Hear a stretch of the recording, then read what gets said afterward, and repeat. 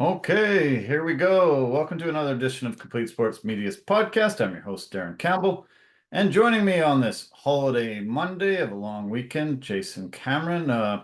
Happy Truth and Reconciliation Day. I remember in a podcast episode we did probably last year, maybe this time last year, you mentioned how you felt quite a lot of empathy and uh, really registered a lot of feelings towards what the plight of the Native Americans, Native Canadians, the indigenous people to this land have gone through with, the plight of the African Americans in North America. And tell me, your thoughts about a day like this. Uh, you know what? I look at it as a day of just looking back on the past, being grateful for what past generations have had to go through, what they've had to endure, and the lessons that we can learn from those things that they've had to endure and they've had to go through. It's both of our shared histories are not great, but there's still strength that you can find from those histories as well. Nice. And so those are the things that I look upon, and I find myself grateful that, number one, I didn't have to go through a lot of that shit. I still go through some, but it's not nearly as bad as what it once was. Yeah. So that means that there's progress, right? Yeah, true. Good. And number two, I just know that what I try to add to society, I try to educate as opposed to spread, hate.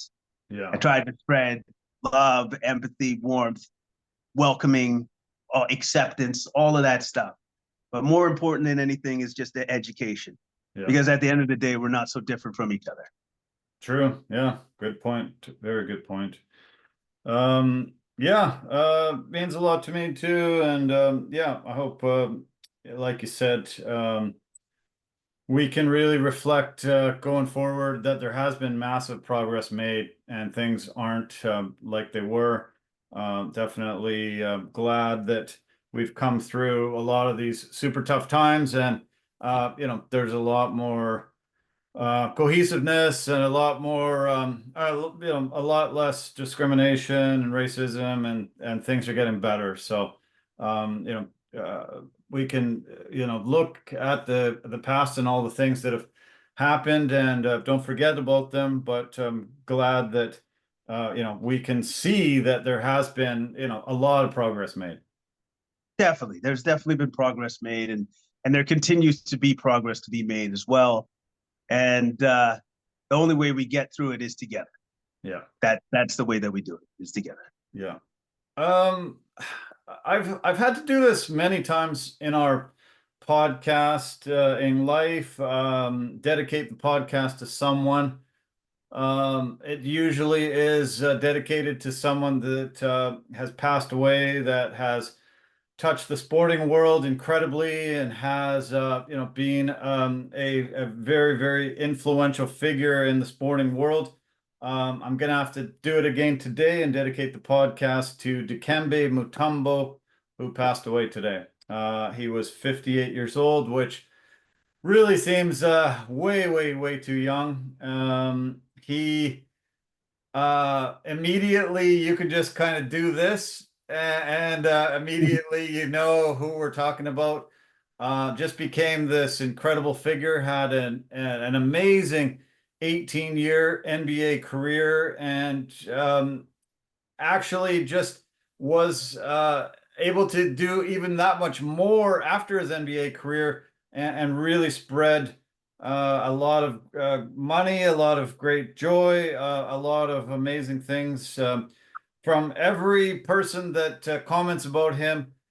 This is a larger than life human being that just really, the planet was much better because he was on it, and because of all the things that he contributed. He will be sorely missed, and it was sad to hear that he passed away today from cancer at the age of 58. Yeah, yeah, man. Um, I got experience in that, and it's far too young. 58 is just it sucks because literally you're kind of just starting, your formative years to progress and to kind of enjoy yourself. I'm sure he was already, but Yeah. you know what I mean. Like it's just 58. It's just far too young. But what he brought to the basketball court, what he brought for the fans, like especially for that that mythic run. I can't remember what year that was, but where he was playing for the Denver Nuggets and Denver, they beat the Seattle Supersonics. That I remember watching that series. I'll never yeah, forget that series because there was no way that they should have won that series, but they found a way, and yeah. he was one of the main reasons why they won that series. So, yeah, man, he'll be sorely missed. He'll be Yeah. sorely missed. Yeah, that was I think that was the first time ever that a number 8 seed had Hey, beat a number yep, 1 seed. And there's yep, that iconic moment of him laying on the floor, the yep. basketball's above his head, and he's just shaking it, just saying, "Oh my God, I can't believe what we just did." And such an iconic moment that yeah, shocked the basketball world. He was as I mentioned, 18 seasons in the NBA, 8-time All-Star, 5-time Defensive Player of the Year. No, 4-time Defensive Player of the Year. 5 times he led the league in blocks. When he retired, he was the number 2 all-time career leader in blocks. And this guy also, his voice was just iconic. Just the deepest, most incredible voice you've ever heard from a human being. He was just so massive and the deepest voice I think I've ever heard anybody have. Yeah, so when he told you he blocked the shot, like you could hear it from several octaves down, and you knew it's like, oh no, that was Dikembe. He gave me the wag, and he told me. Yeah, And then if I come back in there again, it's gonna happen again. yeah. Yeah, man, he was definitely iconic.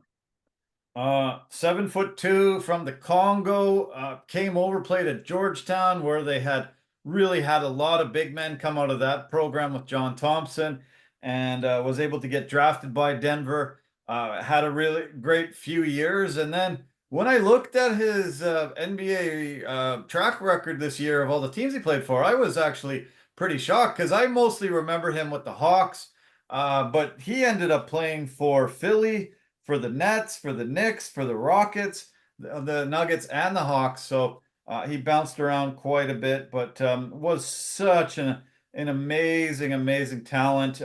You just couldn't go into the paint and get a bucket when he was there. You knew if he was there, you're having to shoot from outside. You're having to do something totally different because he was in the paint. You weren't getting a hoop there for sure. Yeah, like when you're a 4-time defensive player of the year, you're going to have to adjust your offensive schemes to account for him, who's Yeah, going to be in the middle of the play, blocking shots. So yeah, you gotta adjust for him, and he definitely changed schemes for every team that he played against. definitely. Yeah. Yeah, condolences to his entire family. He was just such an ambassador. He was the NBA's first global ambassador. Really spent a lot of time and money in his native of Congo, all over Africa. Really, instrumental in the Basketball Without Borders program and progressing that. I don't think we see as many Africans in the NBA without him and his presence and everything that he did. So. Yeah, let's dedicate our podcast to him. A guy that's followed in his footsteps and is in the NBA currently. There was just an announcement today that um, Joel Embiid has lost 25 to 30 pounds heading into this NBA season. You were critical of him a few weeks ago on our podcast, saying, this guy's got to show up in shape. He's got to really dedicate himself a lot better to the game.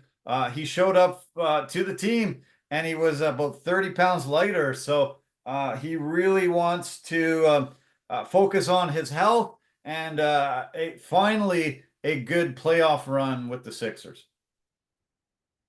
I guess playing with the U.S. team had a significant impact on Joel. Yeah. I think him playing with those guys and seeing that they were in the best shape already Right. and it's not even like time, it's not game time yet, maybe that actually had an effect on him. Maybe it was seeing LeBron at the ripe old age of 39, damn near 40, and being like, wow, I can't even do what he's doing. Yeah. I can't do that. Yeah. Maybe I should change something about myself. So you know what? If I'm a 76ers fan, I'm elated. I'm ecstatic. Yeah. I can't believe it. Something actually got through to his mind to Finally. say, oh my goodness, having some sort of endurance and stamina and just being in shape could be important. That could make me better. You know what? I'm going to give it a shot. I'm going to try it out. Because not only has he done that, but also Zion Williamson. I don't know if you've seen any pictures of him too. Yeah. All of a sudden, it's just like, oh, are these guys finally, is it finally getting through their head? If I'm in shape, I might get injured a lot less. Oh my God. Wow, revelation. Whoa, Light bulb moment. Holy cow, big revelation. Yeah. God. Oh my God. Yeah. Yes. I remember seeing Joel Embiid talking, and I didn't know at first that it was an AI kind of put together video. And a lot of interviews these days start off with, before I say anything, I just want to thank my Lord and Savior, Jesus Christ. Without him, none of this would be possible. And somebody said, somebody put words in his mouth, and he goes, yeah, I'd just like to thank my Lord and Savior Cheese Whiz. Without any of this, none of this would be possible. It made my nachos taste so good. It made my hot dog even better. I got to really bow down to Cheese Whiz, and it was a super brilliant meme post that made me laugh a lot. And I didn't think he'd ever get it. But yeah, you're right. It probably is because of what he witnessed in Paris with this Olympic team, that he had to be around all these elite guys. Yeah, and also too, just seeing like, this is what it takes to get to that greatness that you keep talking about, like the consistent excellence. Yeah. It's all right around you. All of it right there. Yeah. Those are all of these guys, literally future Hall of Famers. Yeah. And you're playing with all of them. So now I think that almost it just widened his perspective of like, oh, more work is needed. Jeez. Yeah. Are you serious? I thought I was putting in enough. And sometimes you do think that. Because you're like, oh, I've just relied on my talent for so long and this and that. I don't need to put in all that work. Well, LeBron is more talented than anybody that's probably ever stepped on. Like, there's only maybe 5 people like LeBron has ever stepped on the basketball court. And he puts in still that much work. Yeah. So you think about that and then think about what you're doing. Yeah. And then also too, if you're thinking you're as talented as him, you probably aren't. So maybe you should put in some more work. Yeah. Yeah, it's always mind-blowing to me when these guys reach this high level and then they don't really get to the levels that you think they can get to. And they have examples of guys that are the GOATs, are the people that have been able to get there, but they don't try to choose the same path. They don't try to do the same types of things. It's just kind of shocking that they don't see that. You see Tom Brady, how he was able to get the most out of his body, out of the most out of his career, became the greatest of all time. Wayne Gretzky, all the time people say, hey, but he wasn't the fastest. He didn't have the hardest shot. He wasn't the best skater. He wasn't the best. But he became the greatest of all time because he worked so hard at it and really, really dedicated his entire life to being the greatest of all time. Tom Brady, Michael Jordan, LeBron James. We can look at Jerry Rice. We can look at, so many of these examples in the world of sports. But these guys get there and then they don't take that next leap to the GOAT status because they just don't put the work in. They don't really emulate what they're seeing from that guy over there. Exactly. And also too, now in this day and age of social media, it's not about what you post to show, oh, working hard. Look at me. Like, nobody cares, man. No. You care about like what's being done on the court, your performance, right? Like that's kind of cool and stuff. But the guys that actually are those future Hall of Famers I just mentioned, They don't ever do that. No. They know that's a waste of their time. Sure. Their time can actually be used more effectively by putting the work in. Yeah. I've just recently watched this great interview with Tim Hardaway on All the Smoke with Steven Jackson and Matt Barnes. And he was talking about like practice and practicing with Chris Mullin. And I think, God, I hope I'm not misquoting here. But anyways, I think Tim Hardaway was basically saying about Chris Mullin, I've seen that guy hit 100 threes in a row. Nice. Like, and by the way, that's just him going through the work. Practice. Yeah. Practice. Sure. Right? Like, you know what I mean? Like, and that's what it takes, though. Totally. You want to be great? Yeah. You got to put the work in and not have all your cameras set up and waste like 2 hours of make sure the lighting's all right, make sure it gets on good side. No, man, put the work in. Yeah. That's all that matters. Put the work in. Yeah. Any young people watching this, that's what you have to do. You might have God-given abilities in certain areas, but put the work in, and you'll achieve the heights that you never thought were possible, and you'll just really be happy to look back on all that hard work that you put in, because it will take you places. I was thinking today also about some basketball and correlated it to today to baseball. The Atlanta Braves and New York Mets were playing game 161 and 162 today, a doubleheader, because of the Hurricane Helene had postponed these games. And I remember a few years back, I don't know, maybe that's 15 years now, Lynn's sanity had taken over New York, and Jeremy Lin had just had this just meteoric rise and fall, kind of, was able to come in and just really shock the New York basketball world. And, NBA was like all of a sudden, wow, we got this new talent that's incredible to watch. Well, there was a Lin sanity moment today in New York when Francisco Lindor was able to get a 9th inning home run to push the Mets into the playoffs. It was an epic game today that I watched. The Braves were winning 3-0 heading into the 8th inning, and all of a sudden the Mets scored 6 runs and took a 6-3 lead, and things were like, wow, what the hell's going on? They've blown this. All of a sudden, the Mets ended up coming up in the 9th inning and getting an amazing 2-run home run from Francisco Lindor, putting them into the playoffs. And they went on a run for the last 4 months that was just incredible, absolutely epic.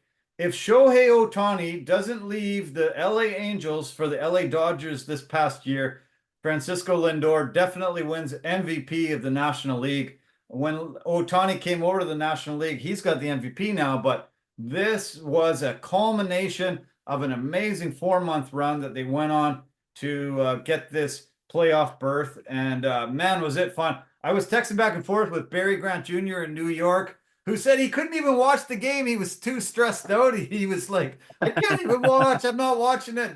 Just tell me what's going on. My friend Corey up in the Okanagan, also a massive Mets fan. Him and I were texting back and forth. He said he was more nervous than he's been in years. And it was pretty incredible, pretty wild to watch, and pretty neat to see Lynn's sanity again take over New York. Yeah, that's pretty cool. That's actually awesome.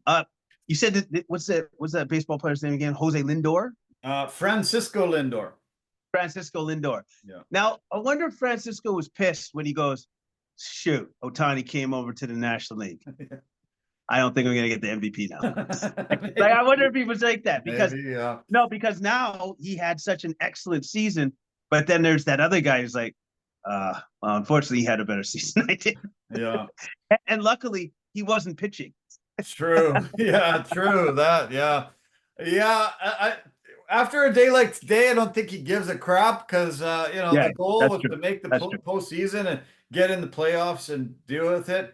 I'm sure it hurt almost every National League player realizing, oh, the MVP's out the window now. I might as well, try to get other awards and other things. But Yeah, this was an epic run.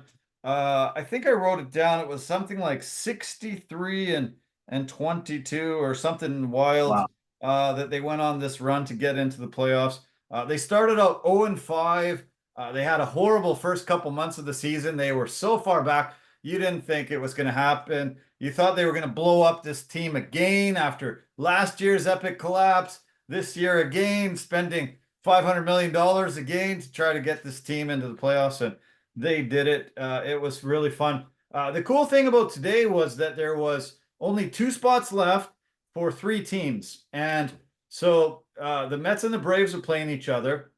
If um, if you okay, how the scenario was is that you had to win a game. So if the Mets won a game and the Braves won a game, they both make it in. If one of the teams swept the other, then the Diamondbacks make it in and the loser is out.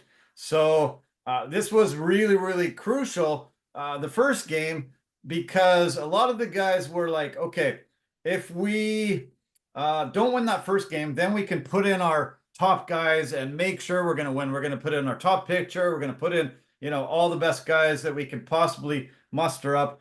So the first game isn't as important as that second game, but the way they played this first game, it looked like it was so important. The crazy thing is the Braves lost, so they have to win the second game. It's right now in the bottom of the fifth, and the Braves are leading 1-0 in the game.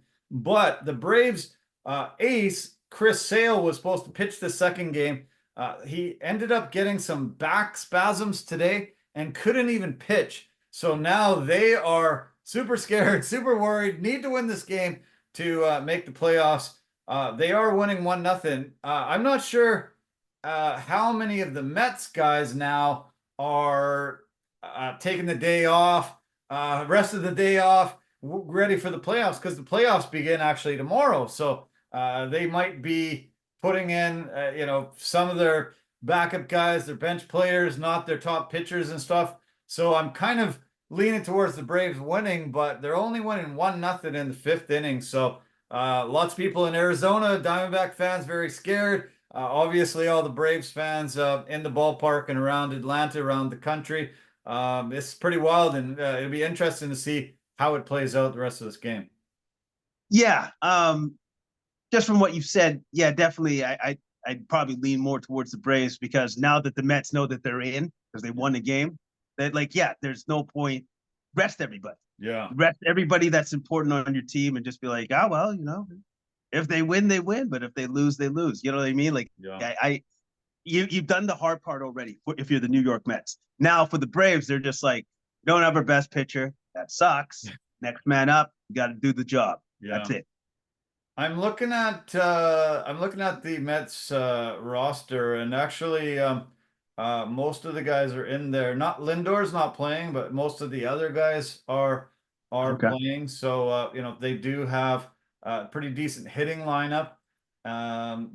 Their closer ended up winning the game for the Mets, and he pitched more pitches today than he has pitched in any game all season long. So that's going to be tough if they come up with a need for him tomorrow or over the next couple of days. So we'll see how he bounces back. But yeah, it was fun to watch today.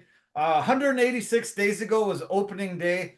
162 games were played. It was supposed to be finished yesterday. Had to go into a double header today, and it was amazing to watch this game. I love playoff baseball. This seemed to even be amped up even that much more because both of their playoff lives were on the line.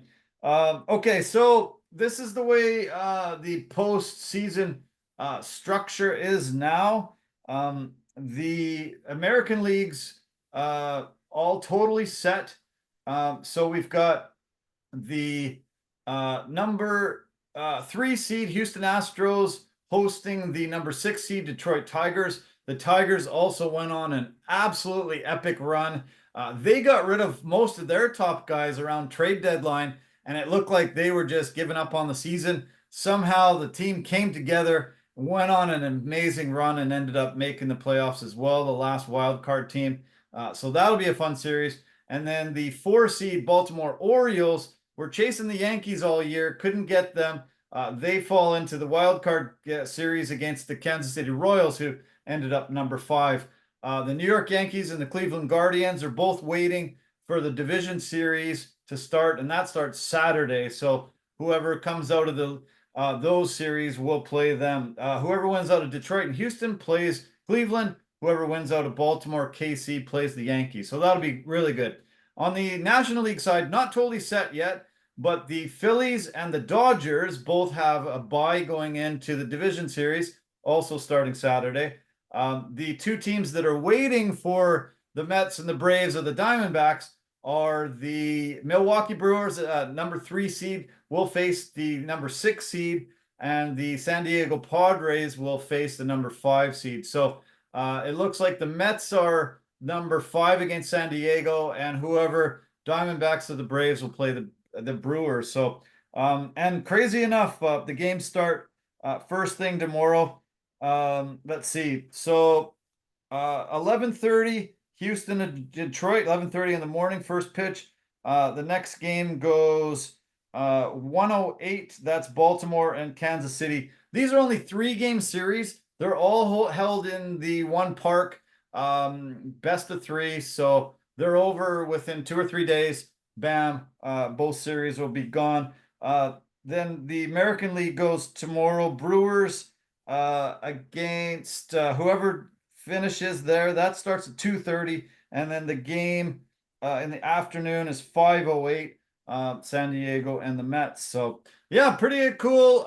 Love playoff baseball. Love October baseball. And man, do yourself a favor. If you're watching, if you're listening, you haven't watched a lot of October baseball, please do. You will have one of the greatest months you ever had. It is so much drama, so much fun, incredible to watch. And we talked about it last week, how many fans have watched. What did I say? 70 million?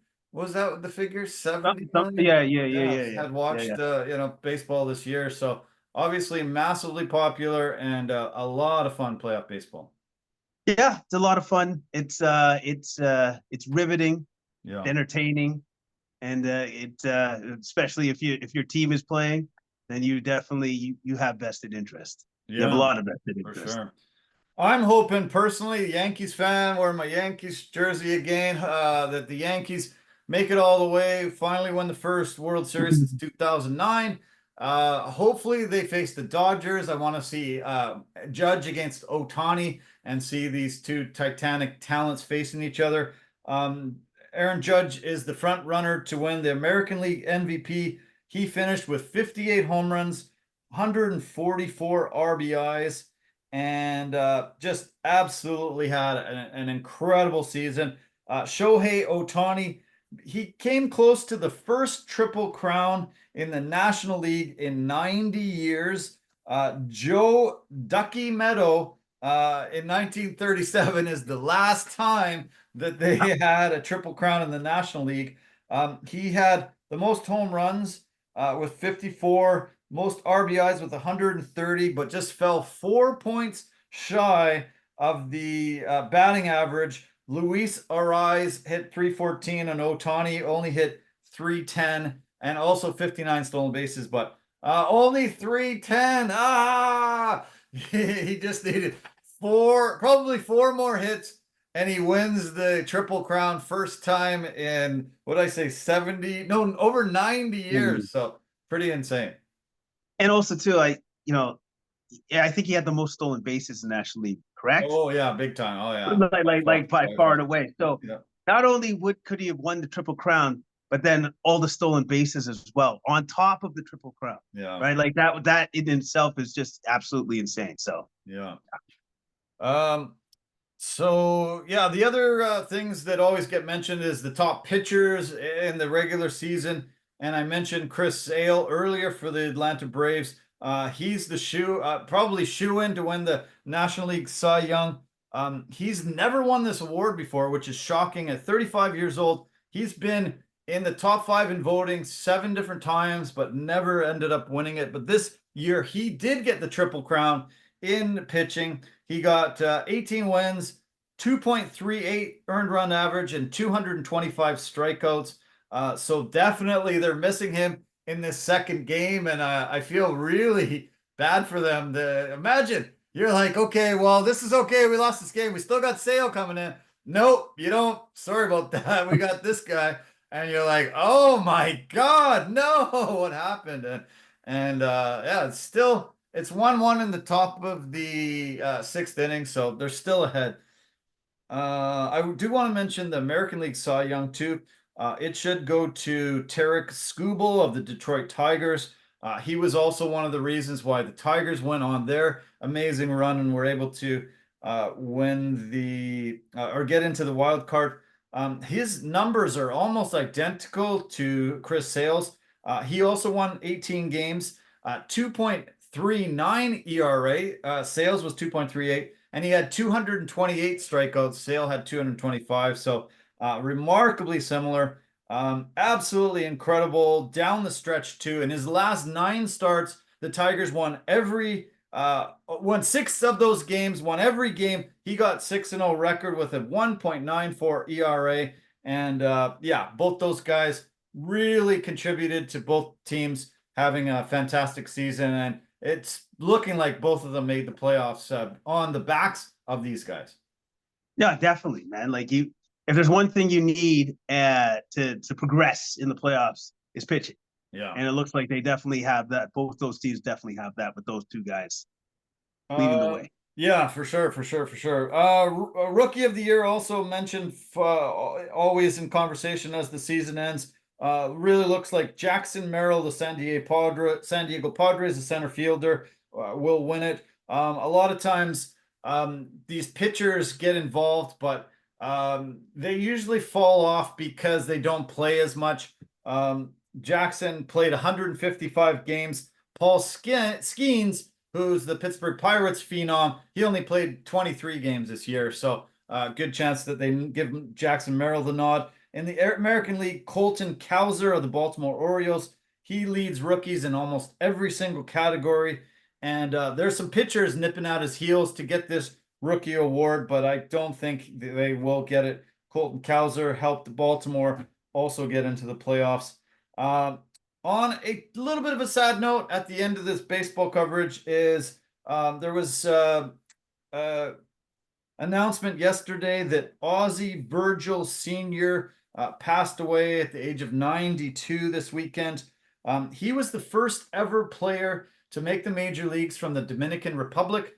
He broke the color barrier for the Detroit Tigers organization, and he was one of the first Latin players to ever make it over there. Juan Soto from the New York Yankees today said, he was a hero of mine. He was a hero to almost every Dominican ball player that ever lived, and he paved the way for us to make it to the major leagues. His son made it to the major leagues, had a great career as well, and yeah, really a pioneer in the sport. Very long life. Sad that he's gone, but yeah, Ozzie Virgil Jr. What an impact he had on the world of Major League Baseball. I had no idea. I didn't know that he was the first Dominican player to ever come over and play, and just him having the wherewithal, like having the talent to come over and do that, and then just like making it over at that point in time, and then going through everything that he had to go through. Absolutely amazing journey. Amazing journey for him. Yeah. And it's super cool to see that his son made it into the big leagues as well. And yeah, man, sorely missed, but he did have a long life, and I'm sure he had a great one at that. Yeah, definitely. 100%. Okay. One of the other big events of the weekend was the President's Cup held in Montreal. You and I talked about it, previewed it a little bit. Friday, the Americans go out and all 5 matches were able to win, getting a 5-0 lead right away. After the first day, it looked pretty bleak for the international side. There wasn't as many roars and crowd participation as you normally see in some of these team events, and you thought, oh, what's going on? This is kind of bad. The American team is heavily favored, has so many of the top players in the world. really dominating the world of golf right now. And as I mentioned, the international team had only won one out of the first 14 times that they had ever played this tournament. So it really didn't look good. Friday, the international team goes out and they win all their matches and tie it back up. So it's 5-5. And it was awesome. I had goosebumps almost the entire day. The roar of the crowd, the shots that were being made, the way the international team was coming back, the Canadian players were playing awesome. It was epic. Mackenzie Hughes said it was the most fun of a day on the golf course he's had in his entire life. Mike Weir said the same thing. The captain, so many people were just electric, and it was incredible. Huge comeback. You couldn't believe it. And then Saturday, it was just neck and neck. Things were just looking so great. International team seemed to really be able to take this. They were starting to really look good. They ended up losing the morning session 3-1, so they were down 2 points. Then it came down to the afternoon session, and they were leading most of the matches. All of a sudden, there was something that just changed the momentum, and the American teams ended up winning 3 of the 4 sessions in the afternoon. Suddenly had a 4-point lead heading into Sunday. Really took the wind out of the sails of the international team and a lot of the fans. And they ended up being able to capture the cup on Sunday. They won 18.5 to 11.5 and got their 10th consecutive President's Cup for the American side. 13-1-1 in the series, and this was the largest margin ever for an away team winning it on foreign soil. So in the end, when you look back at it, it didn't seem great for the international team, but I'm telling you, there was times through this tournament that it was so amazing, so awesome. This was going to be possibly the biggest upset that golf had ever seen. It was a lot of fun. I really enjoyed it. I hope anybody that's listening and watching had as much enjoyment as I had for the tournament. Too bad that the international team won, but the formidable, talented team that they were facing was just too good. And in the end, it really ended up showing. Yeah, the American team had too much firepower. I think at the end of the day, they had too much firepower. But it was cool that we were able to hang with them for a little bit. A lot of you it. know what I mean? Yeah. Like especially when we shut them out the one day that you said there. Yeah. That's awesome because like at least that gave us a little bit of hope. And also too, it gives us a little bit of hope for future tournaments where we do this again. Yeah. Because to know that yes, we have the capacity to hang with them. It's just we just need to stay with them. Yeah. You know, that's the biggest thing. Totally. You're right. Exactly. Just a quick mention of the Whitecaps. They ended up playing Toronto FC on Wednesday. This was the Canadian Championship, and they won it for the 3rd year in a row. I've been pretty critical of the Whitecaps most of this year. Haven't said a lot of great things, but congratulations. You're the top Canadian team again this year, winning it for the 3rd year in a row. Really tough to do. They ended up in a 0-0 draw that went all the way to penalty kicks, and the Whitecaps goalie Isaac Boehmer had an absolutely epic penalty kick session, saved a whole bunch of shots, and gave the Whitecaps the chance to pull out the win. Pretty exciting at the end for the Whitecaps, and nice to be able to have bragging rights over the rest of Canada for the 3rd year in a row. Yeah, you know, like that's positive. That's something that they can build upon because that most of the season hasn't been any of that. So that's good. That's great. That's great that they leaned on their goalie to this is what we're gonna need you to do. Save everything. Can you do that? Yeah. Yes, you can. I know you can. Yeah. Yeah, he had to save everything. He couldn't let in anything or they were losing. So he pulled it off. They all owe him a lot of beers, I'm sure. Yeah. So sure. The Whitecaps did play on Saturday. They had a 0-0 draw against Portland. They still sit in a playoff position currently, but just barely. They're sitting in 7th place. Portland fell down to 9th Minnesota is in 8th, just ahead of them. So Vancouver, that was a huge win, very crucial, but they need to keep it together down the stretch as they head towards the playoffs here. Oh, and I do want to also mention the other local team, the BC Lions. They had a heartbreaking loss on Saturday. Oh man, they were up 16-0 at half, and they were pushing it up, and it looked like, oh yeah, they were going to pull this off. Hamilton ended up making a furious comeback at the end and beat them in overtime. Really tough, tough to see. They had this game wrapped up, and somehow they ended up failing and losing. Really tough because Winnipeg won. Now Winnipeg's 2 games ahead of BC, heading down to the last couple games of the season. BC was really hoping to have a home playoff date and the Grey Cup here, be able to make it on home soil, but this was a tough one, heartbreaker. Nathan Rourke played pretty good, but just not good enough. Yeah, that sucks. That sucks that they lost a heartbreaker like that. It was such a close match. They just didn't have the defense to hold off Hamilton, unfortunately, and now they're in danger of not having a home playoff berth if they go to it. Yeah, they are. They're in danger of that. So yeah, it's too bad. I hope they can pull it off. Yeah, we'll see how it plays out. But yeah, they're in second, not super solidified, but we'll see how it all shakes down. Also in the world of college football, world of football, I want to mention the college game. Game of the year on Saturday, Alabama faced Georgia.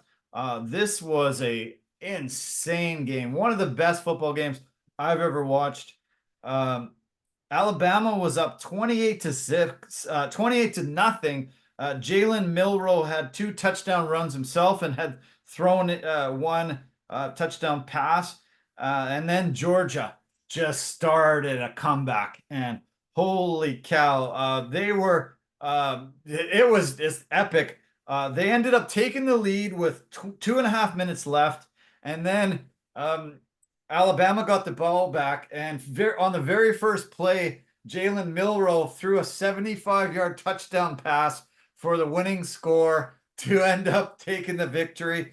It was incredible, man. It was incredible. One of the greatest games I've ever witnessed, and to see the kind of numbers he put up. I think I got it here somewhere, but holy cow, the guy was okay, here it is. Jalen Milroe was 27 for 33 with 374 passing yards and 2 touchdowns. And he had 16 carries for 117 yards and 2 touchdowns on the ground. That's what he brought to the table. He had like almost 500 yards himself in this game to will Alabama to become the #1 team in the nation and overcome a massive, great Georgia team that really, really tried to win this game heavily. Yeah, that sounds like an epic game that I'm really sad that I missed. I had no idea. I had no idea that game was on and that was that good. So, oh man, kudos to Milroe though for saying, "I'll put the team on my back. I got it. Don't worry, we're not gonna lose. Yeah, we're not gonna lose."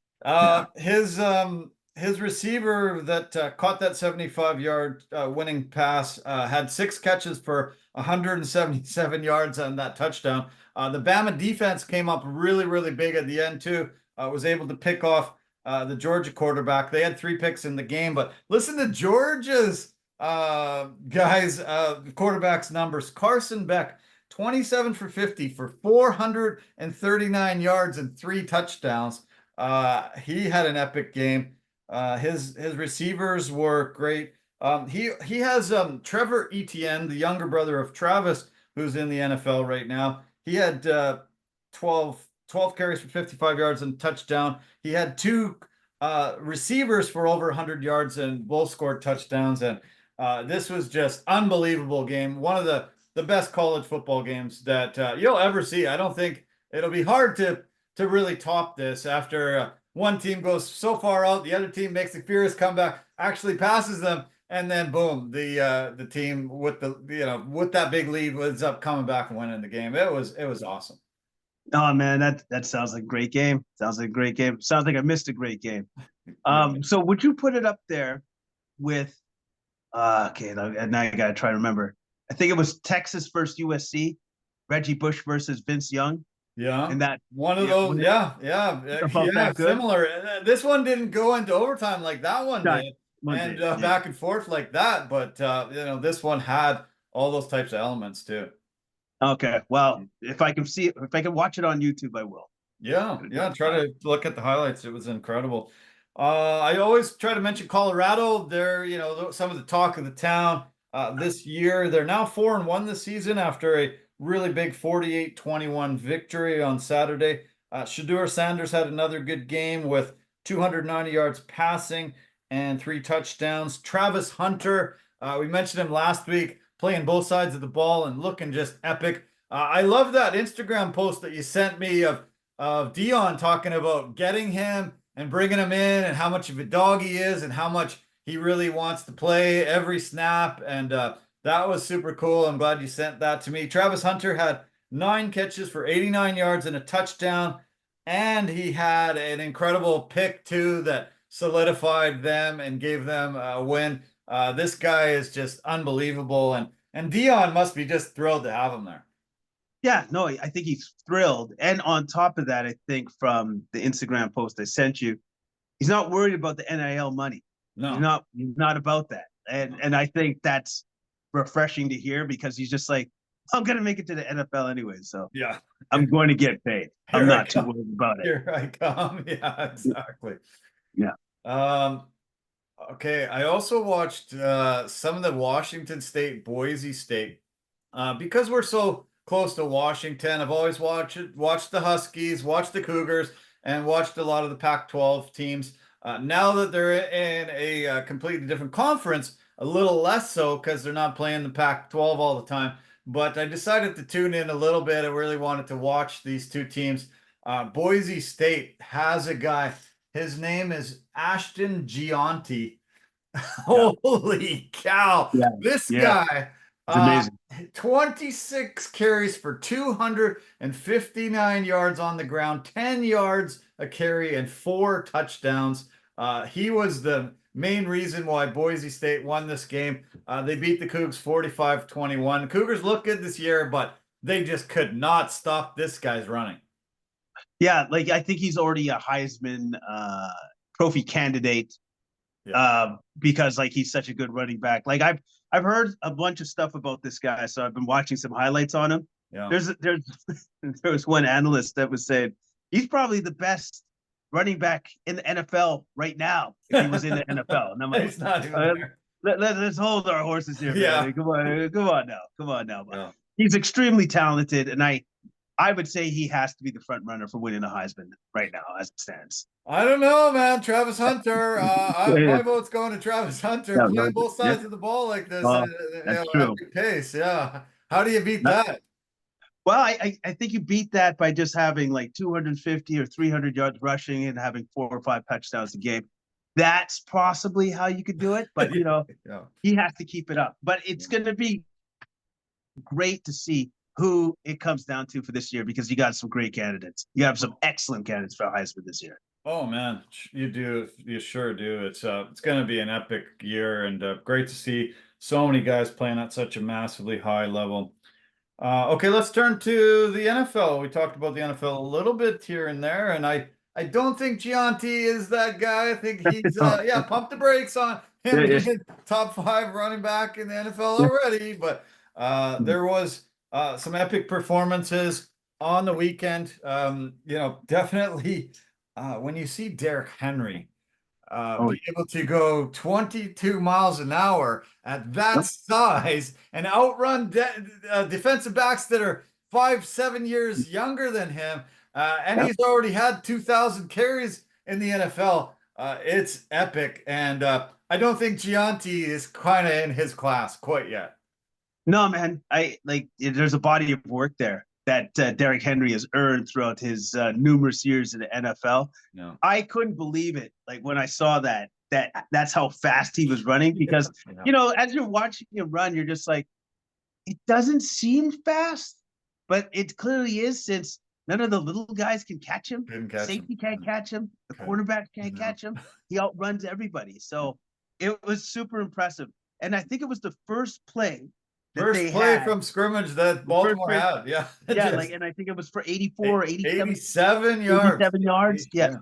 Yeah, man. Like, so it was the first play, and I'm just like, oh, that's a big hole. And I'm like, and nobody's going to catch him, and it's a touchdown. And for me, I thought that, I'm like, bad start for the Bills, great start for the Ravens. Yeah.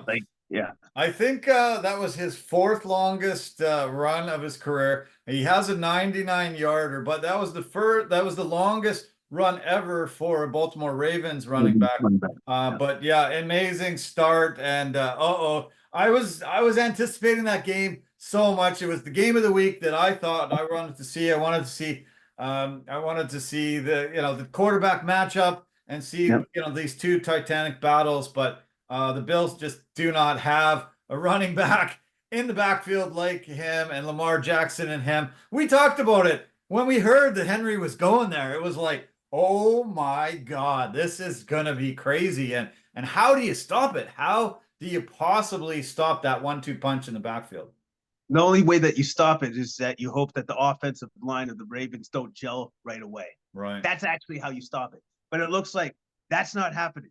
Looks like they did a pretty good job of opening holes for Henry all day, all night in that game. So, and also too, enough of the nonsense of the running back is like the devalued position. Ridiculous. That doesn't look too devalued to me. No, he was the key. One of the main reasons why they won this game, obviously. I love that. I think you sent me this as well. It was Xavier Worthy, who has been so highly touted as the fastest combine time ever recorded, and his top speed on that 63-yard touchdown catch he got from Mahomes was like just slightly faster than Derrick Henry. So pretty wild to see the speed kills and to see this little guy being able to run, but this big guy being able to be almost as fast. Exactly. Like, and the mere fact that Derrick Henry, I think he's 7-8 seasons into his NFL career, and he can still do that, after all those miles and everything else. I think we can say he's built different. Derrick Henry is built different. That's why he's still going. Big time. Yeah. Okay, Xavier Worthy is going to have to really step up for the Kansas City Chiefs because they were dealt a huge blow yesterday. Rashee Rice has been, there's big rumors that he tore his ACL, will be missed for the season. They were already down one of their top receivers in Hollywood Brown when he didn't come out and play this season, got injured in the preseason. And Isaiah Pacheco breaking his leg a couple weeks ago. Man, this is tough on a team that is so highly touted and watched as a team to be the only one to win 3 straight Super Bowls. This is such a blow. Worthy, I don't think can do what Rashee Rice has been able to do, but he'll have to really step up in his absence now. Yeah, he's going to have to try to step up as best he can. Did you see the play where Rashee Rice got hurt? Yeah, of course. Yeah. Yeah. Okay. Brutal, so it was brutal because Mahomes did it to him. Mahomes did it to him. Yeah, I know, to his own guy. Brutal. Friendly fire that wasn't too friendly. No, man. Like, it looked like he was trying to do a crackback on one of the guys, but he turned his back to him, where he's like, maybe you should have squared up so you know what you're doing. And so then Rashee Rice does his knee in because you see it go good. Like, it was like, oh yeah, that was not good. Yeah. So now Mahomes is just like, great. Now I get to show everybody just how great I am with no receiving core whatsoever. Yeah. And now we have to look at Travis Kelce and say, hey, big man, try to dust off your dancing shoes. I'm gonna need you now. Yeah. You know what I mean? Yeah. He finally threw the ball to Kelce quite a bit in this game. We'll get to that game in a few minutes, but yeah, crazy. That's got to suck for Mahomes. where he throws a pick and he tries his best to make up for it by making a tackle, and then he takes out his number one receiver. How brutal is that? And man, tough luck for them. Mahomes was able to win the Super Bowl last year with a receiving core that wasn't dynamic, wasn't the top receiving core in the NFL. They did it with their defense, and they'll have to rely heavily on that as well. I do actually expect them to reach into the free agent market or make a trade for some disgruntled player on a team that's not going anywhere. I really think that they're going to make a trade and bring in some other help. Yeah, you know what I was thinking of? A guy that I don't know if they can afford him though. That's the only problem. Try to get Devontae Adams. Yeah. He's languishing in Raiderland, not doing nothing. So it's just like if they could get him, well, there goes all your problems. All your problems are literally solved right now. Yeah. But I don't know if they can. I don't know if they can. Yeah, well, I think DeAndre Hopkins, if Tennessee keeps falling down like this, he's not going to be wanting to stake around there. There's quite a few guys. I've been hearing rumors DJ Moore is not happy in Chicago. I'm hearing, lots of guys could be out there for the taking. And, I've seen the Chiefs make some moves at the trade deadline, be able to bring in some other bodies. I think McCole Hardman will move into a role. He's been just returning kicks for them this season. I think they'll elevate him now and try to make him have a more prominent role. But it'll be interesting to see how it shakes out in the coming weeks. That it was not the only serious injury that happened over the weekend, unfortunately. Shaq Thompson, the Raiders linebacker, ended up getting a season-ending Achilles tear, and he lost last season to a broken leg in the second game. He only lost 4 games this year. Torn Achilles will put him out. Anthony Richardson received a hip injury. We're going to talk about that in a few minutes. The Packers wide receiver Christian Watson is expected to miss multiple weeks with a very serious ankle injury. And there was a few more, but those were the key ones on Sunday. Let's get into the games now. We always start in the NFC East. We're going to go there. And this strange season in the NFL continues. Week 2 was just bizarre. Week 3 was bizarre. And then we've got week 4. And who's leading the NFC East but the Washington Commanders? Who had that figured out? Who put money on that? I don't think many people. We've got the Cowboys, the Eagles, and the Giants in this division, and the Commanders have a 3-1 record. They brought in a rookie QB, and you thought, okay, another rebuilding year here in Washington. And Jaden Daniels was great again. Really helped this team to a huge 42-14 win over the Cardinals. And man, maybe this guy's the real deal. Another CJ Stroud kind of rookie season like we saw last year. And look out, Washington could be for real and could be contending for one of the top spots in the NFC. You know what was most impressive about the Washington Commanders in this game? Running attack. Yeah. They had 4 rushing touchdowns. Yeah. Jaden Daniels had 1 touchdown on the ground. Brian Robinson, 21 carries, 101 yards, 1 touchdown. McNichols. Jeremy McNichols. Yeah. Jeremy McNichols.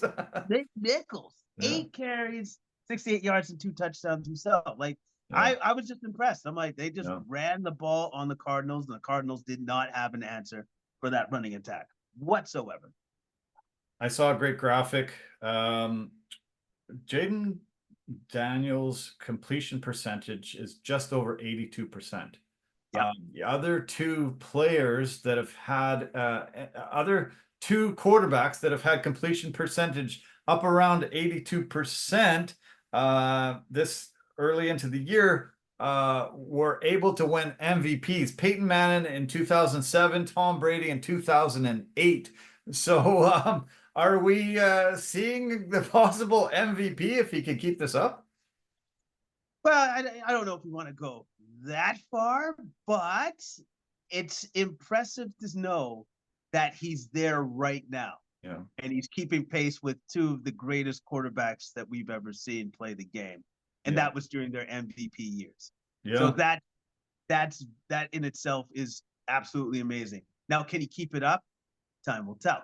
Yeah. But just the fact that he's playing so well and keeping, again, as I mentioned before, out of all the rookies, he's the one that's keeping his turnover down to a minimum. Yeah. That's why they keep winning games. Being very smart with the ball. Yeah. That completion percentage is the best through 4 games in any season. I think I mentioned 4 games, but the Peyton Manning and Tom Brady was the whole entire season. Yeah, and he's also got 218 rushing yards. That's the second best for a quarterback through the first 4 games in any season ever. They scored on 16 straight drives, excluding their kneel downs at the end of the games. And this is the best start for Washington since 2011, 3-1 out of the gate. A lot of people were really excited to see the quarterback matchup in this one as well. Kyler Murray against Jaden Daniels. Kyler Murray just didn't really emerge and didn't have much of a game. I think Washington's defense is no joke either. Yeah, Washington managed to bottle him up. They made him uncomfortable the entire game. He couldn't really set his feet. He was running around. But they also, too, they did a great job in containing him, not letting him get too far on any of his runs or anything else like that. They just did an amazing job. So Washington Commanders, that defense is real. Yeah, if you can keep Kyler Murray in the pocket, he's not going to be very effective at all. So that's the key. That's what you have to do. Nice to see Marvin Harrison Jr. Get another touchdown catch. That catch that he made was really spectacular. And that started the game off. It was 7-0 Cards. Just a little 2-yard pass, but the catch that he made was amazing. A really, really spectacular shot. It reminded me of his dad big time. Yes, exactly. That's exactly what I was going to say. It reminded me of the old man, just exactly how he would have done it, how he would have caught the ball. Yeah. It's kind of nice to know that it's like, so who did you learn your game from? Oh, my Hall of Fame father. That's how I learned how to play the game. So yeah, I'm going to be pretty good. The last time that Washington made the playoffs it was 2020, the COVID year, and they won the division with a 7-9 record. Remember, we called back then the NFC least, and every single team was losing, and it felt pretty ridiculous that they could even make the playoffs with a 7-9 record. But this year, I'm shocked. I did not have Washington winning this division with Dallas and Philadelphia in it, and they are. So another bizarre turn of events from the NFL season in this division. Commanders host the Browns on Sunday, early window. The Cardinals go to the 49ers, division rival, and that's Sunday in the later window. We're also sticking in the NFC East, and the NFC East battle on Thursday night had the Cowboys and the Giants. Cowboys ended up improving to 2-2 with a 2015 win over the Giants.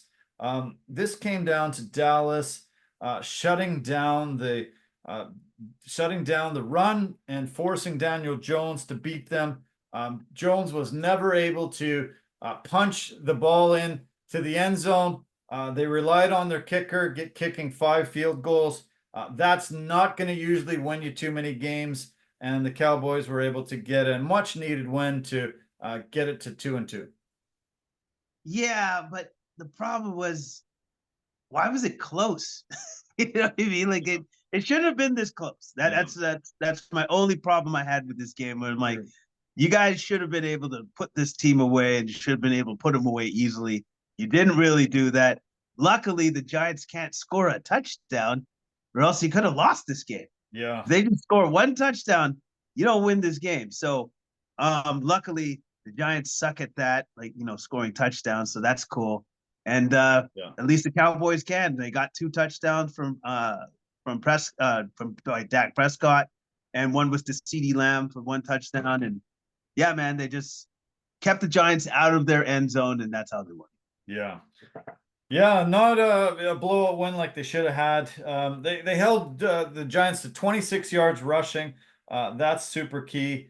Um, Singletary had 14 carries for only 24 yards, 1.7 yards a carry. Malik Neighbors had a great game, but unfortunately, he suffered concussion on his last attempted catch, and we'll see if he has to miss some time with this.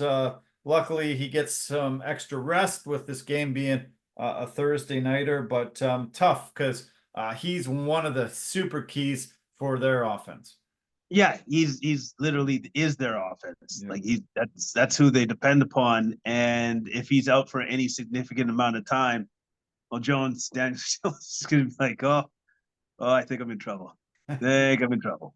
Yeah, exactly. Yeah, very big trouble. Yeah. Battle of kickers. We talked a lot about kickers recently. This actually weekend, a lot of guys were missing field goals, so maybe it's going back to the way it normally is. But Greg Joseph ended up getting 5 field goals, and Brandon Aubrey only got 2, but the one was 60 yards and really big. There was a story about Brandon Aubrey during the game where I didn't really know his previous history, but he was a player in the MLS, played soccer in North America. Ended up his career was cut short, and he was just ended up sitting on the couch watching NFL football. One night, his wife turns to him and says, "Hey, why don't you kick field goals? Your leg's pretty great. I think you could do that." And he's like, "What are you talking about?" She's like, "Man, you got a cannon for a leg." And all the guy's doing is just lining up and kicking through uprights. Why can't you do that? So he went and found a football guru guy that was a kicking expert, spent 2 years with him, became so proficient that he went and tried out in the USFL, ended up hooking on with the team, ended up winning the championship and being almost perfect in the USFL. Cowboys saw that, signed him, and now he's one of the greatest kickers in the league. And his wife was just like, "Hey, how come you don't do that? I think you could do that." And he did. Pretty awesome. It's pretty awesome that it was his wife that basically told him, "Hey, dummy, I think you could do that." It's like, what are you talking about? I'm a soccer player. That's a different sport, man. That's a different sport. What are you talking about? Yeah. What are you talking about? I'm a soccer. He's like, no. I think you're talented enough that you could do that too as well. And luckily, he listened to his wife. Awesome. Gentlemen, think about it. Listen to him sometimes. Sometimes they got good ideas. And then so then he listened, and then all of a sudden now look at his life now.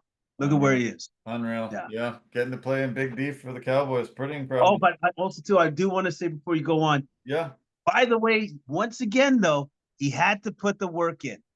Of course. Remember that. Did. You're right. Yeah. He had to put the work in. 2 solid years. Yeah. They said like I think it was like 4 to 5 days a week for 2 solid years to learn the technique and put the work in. So yeah, great point to reiterate again. Okay, so the Cowboys go to the Steelers, Pittsburgh. That's the Sunday nighter, which should be a great game. The Giants head to this coast and play the Seahawks in the Emerald City in Seattle, and that's Sunday in the later one to 1:25 Pacific kickoff. Okay, the last team in the NFC East that we haven't covered is the Philadelphia Eagles. And this was going to be another great battle I was looking forward to.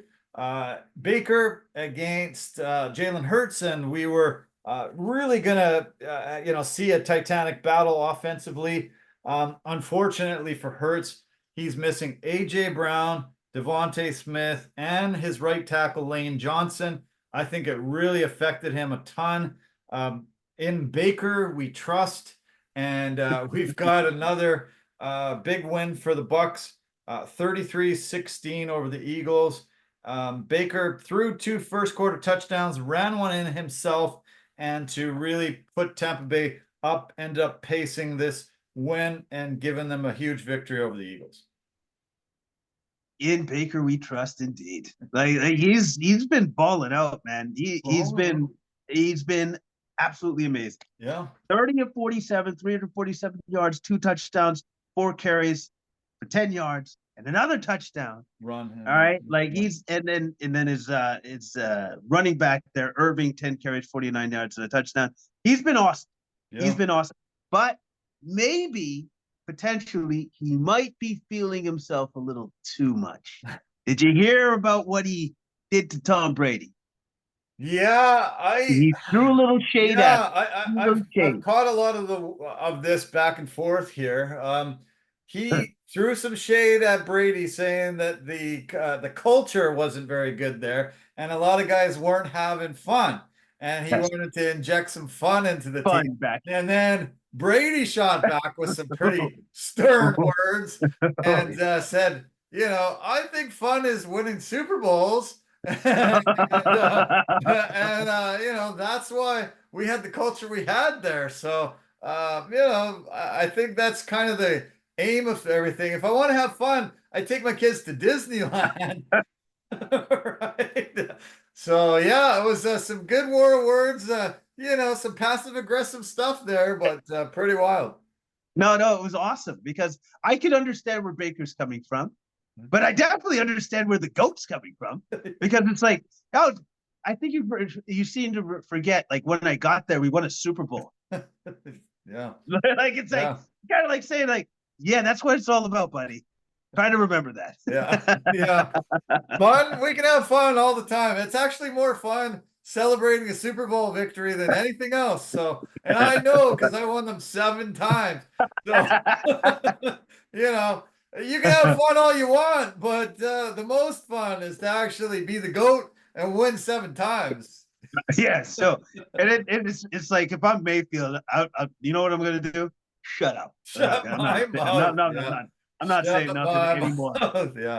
Yeah, for sure. That was awesome. I was pretty shocked that it came out like that. But Baker's playing great. 350 yards passing, scoring a touchdown himself. He's got those weapons that Brady has. If he utilizes them correctly, they can really do well. Mike Evans back on track with another 100-yard game with another touchdown. Godwin had a great game. He's got Odd in there. He's got Sterling Shepard as well. And this, you mentioned Irving. Bucky Irving, the rookie, really coming in and having an impact already. I really like him. They also have Rashad White there in the backfield. And this team looks great. Levante David on defense was amazing. He was their top tackler, and he had 2.5 sacks as well, which was huge. The Eagles lost a couple fumbles. Their pass protection isn't good enough. And, those 3 guys I mentioned off the top were just massive losses. And I don't think they're going to be able to go very far if those guys don't come back and get healthy. No, they're not going to be able to go very far. Like at least Saquon actually had a pretty good game. Yeah. With 10 carries, 84 yards, 2 receptions for 32 yards. So he had over 100 yards total. But why is he only touching the ball? Why is he only touching the ball 12 times? Like you should have twice as many touches of the ball. That's absolutely right. Because like if you're missing all those guys that you just mentioned, then you got to give the ball to one of your stars, and he's the star. Yeah. Now he should be the focal point, or should have been the focal point. Yeah, no, it frustrates me. I'm an Eagles fan, and come on, you got that weapon there. You're missing the other weapons. Give Saquon the ball. He's already had phenomenal first 3 games of the season, and 12 touches is definitely not enough for him. He should have 20 to 25 touches, and they could have been really neck and neck in this game. Being down 24-0, I think it just changed the whole philosophy of their team, but they should have stuck to the game plan. I think so. So I think sometimes you outthink yourself. Yeah. And you just be like, you know what? No, this is what our team's all about. Let's just stick to the game plan, regardless of the score, and let's see if we can claw our way back into this game. Yeah, for sure. Eagles do have a bye this week. Cleveland Browns are next in a couple weeks, so hopefully they can regroup. Hopefully they can get all these guys back healthy and moving forward. The Bucs go to Atlanta, and that's the Thursday matchup. Suddenly interesting and should be pretty fun. I can't wait to talk about that Atlanta game. That's your team, and they got a really surprising big victory there. So We've got two games on Monday Night Football happening after this podcast coming up fairly soon. That is the Seahawks visiting the Lions. Seahawks undefeated 3-0 going into the Lions at 2-1. Seahawks lead the NFC West. They have a 1-game lead on the 49ers. Well, actually 49ers are 2-2, so 1.5-game lead. The Cardinals and the Rams are both at the bottom of the division at 1-3. Goff hasn't really looked very great this year. I don't think. I think he needs to be better. He's got more interceptions than touchdowns. Three touchdowns, 4 picks. I think he needs to really play a lot better for this team to do well. This is the later game out of the doubleheader tonight. The 5:15 Pacific kickoff is this game. Seahawks actually are the underdogs going in at 3-0. I'm quite surprised. Yeah, actually, you know what? I'm quite surprised too. They're the underdogs in this. Yeah. Oh man, no, I definitely wouldn't have done that. But yeah, I definitely would have done that because Geno Smith has been awesome so far this year. He's Very been awesome. and like if I'm comparing the two quarterbacks, like who's been better, definitely has been Geno Smith By far. without a shadow of a doubt. Like there's just no doubt whatsoever. So, but like what you were saying before, Jared Goff needs to take care of the ball, needs to turn over the ball less, and just trust in the process, trust in his receivers, trust in his running backs. You know, like, and if they're not open, just throw the ball away. That's all you gotta do, man. So anyways, but I expect the Lions to be better. I expect them to be better in this game, and I expect that game to be actually awesome. I think this game should be fantastic. I can't wait for it. I think it should be an amazing game, and I'm really looking forward to it for sure. As I mentioned a little earlier, Seahawks host the Giants later window Sunday. The Lions also have a bye. Their next opponent is the Cowboys a couple weeks from now. So, yeah, lots of time to heal up and figure out things with the Lions too. Okay, NFC West, we talked about Seahawks. Now let's talk about the Niners. The Niners were hosting the Patriots. This was a pretty easy 30-13 win over New England. San Fran was up early. Jake Moody had a couple field goals, and then Fred Warner really just changed the complexion of this game fully. Was able to get a pick, return it 45 yards to give them a 13-0 lead. George Kittle caught a 12-yard pass from Purdy, and 20-0, cruising from there. This was great for the Niners to get an easy win over an opponent that they're supposed to beat. Yeah, and I want to say about that Kittle touchdown. Did he not catch that around like 3 defenders? Like I think they were absolutely draped, and it was a perfect pass from Purdy. Like very perfect pass. Yeah, exactly. Like it was a perfect ball. So Purdy's been playing very well, despite the 49ers record. He had 288 yards, touchdown. Mason has been running the ball very effectively in Christian McCaffrey's absence with 24 carries, 123 yards, 1 touchdown. And Jawan Jennings still catching balls. Another great dude is still playing freaking awesome. Yeah, with 3 receptions and 88 yards, man. Like so, first and foremost, 49ers were always supposed to win this game, and they did. And the Patriots, as we've seen, week after week after week, are not very good. And you know what? I don't feel sorry for you. I'm sorry, New England fans. I don't. You want to know why? Because you were at the top of the hill for like a decade. And you looked down on everybody. You laughed. You screwed your face up. 2 decades. Pretty much. 2 decades. 2 decades. So if you got to go through some hardship, good. Yeah. Good. Good point. Good. Yeah, great point. Niners had twice as many yards as the Patriots. They sacked Jacoby Brissett 6 times, forced 2 fumbles, and picked him off once. Brissett was running for his life, did not have any kind of help to get this win. And Patriots looking like they're going through some difficult times again this year. They host their division rivals, the Dolphins, on Sunday, early window, and the 49ers host the Cardinals. As I mentioned, the Cards are 1-3. Rams are also 1-3 in the division. Lost a really tough game against the Bears. 24-18. Bears are now 2-2. Cardinals, Rams, sorry, just not looking great. The defense for the Bears was really good, and they had a fantastic rushing attack. They were able to get a pick, a fumble recovery, and hold Stafford down. Was not able to really unleash his weapons. Stafford is still missing his top two receivers as well. So maybe it's not surprising that the Bears were able to pull out the win. Yeah, I don't think it was that surprising because, like, I think right now Stafford's top receiver is Tutu Atwell, and that is he's just missing his weapons, man. Just not going to get it done. Even though Tutu was not bad, he had 4 receptions at 82 yards, but the Bears' main punch was Mr.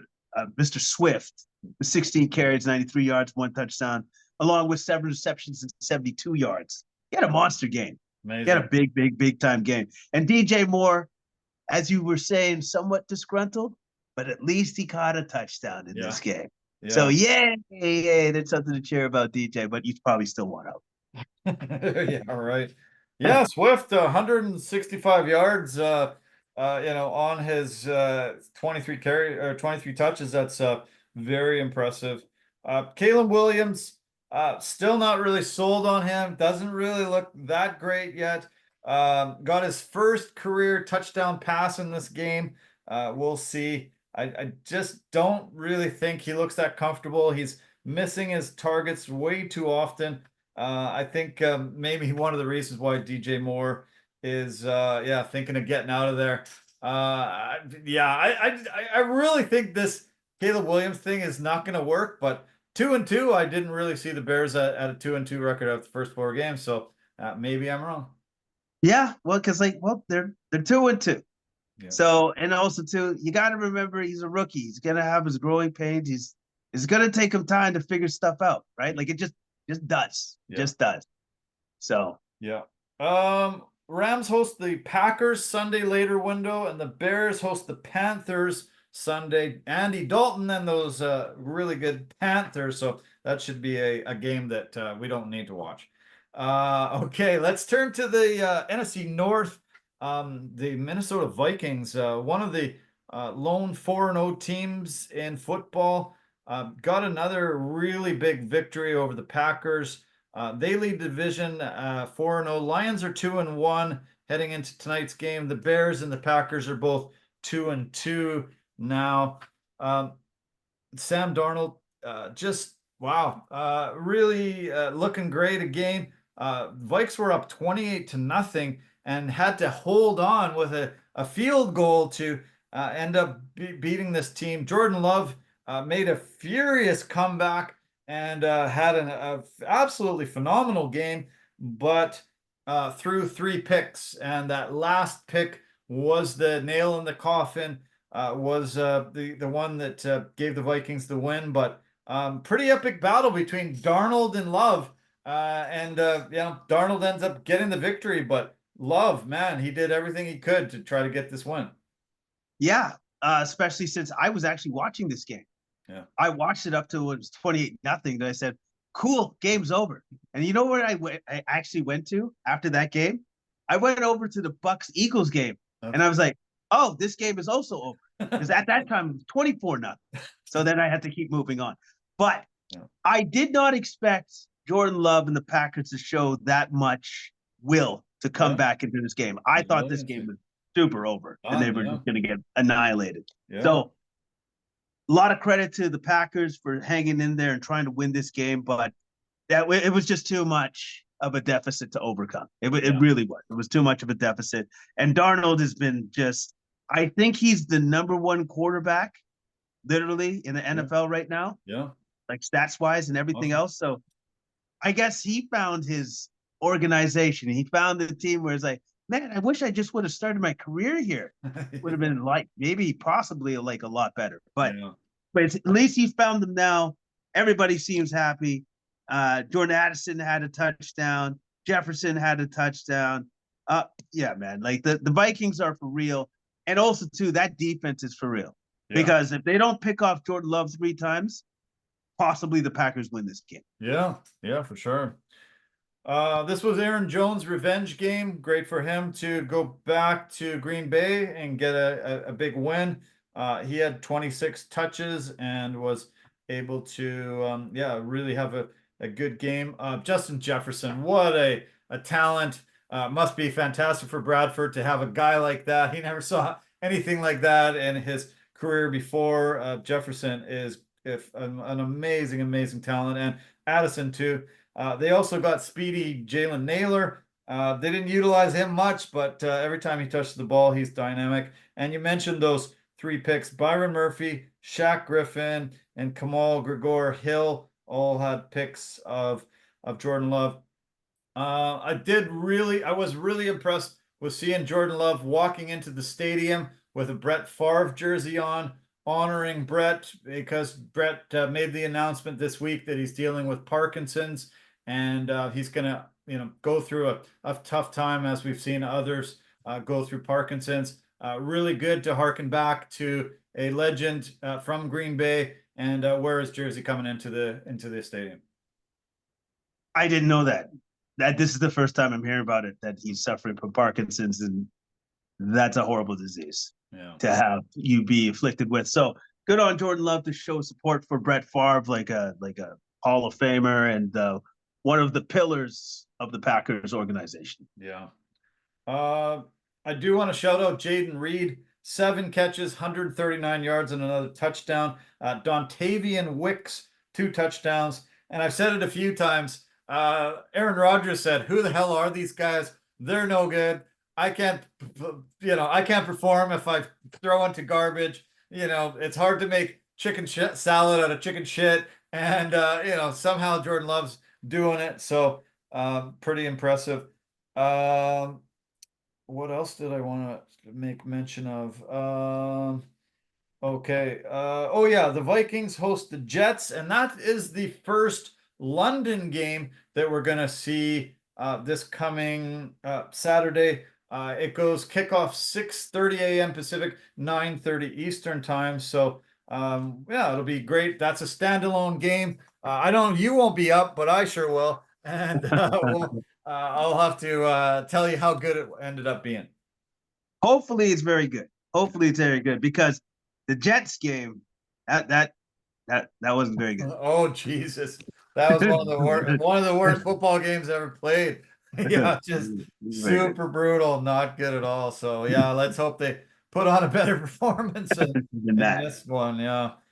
Okay, we're gonna turn to the NFC South now, and the Bucs are leading the division 3-1. We talked about them already. The Falcons are 2-2. The Saints are also 2-2, and the Panthers sit at 1-3. Let's talk about the Falcons and the Saints game, and let's start doing the chant.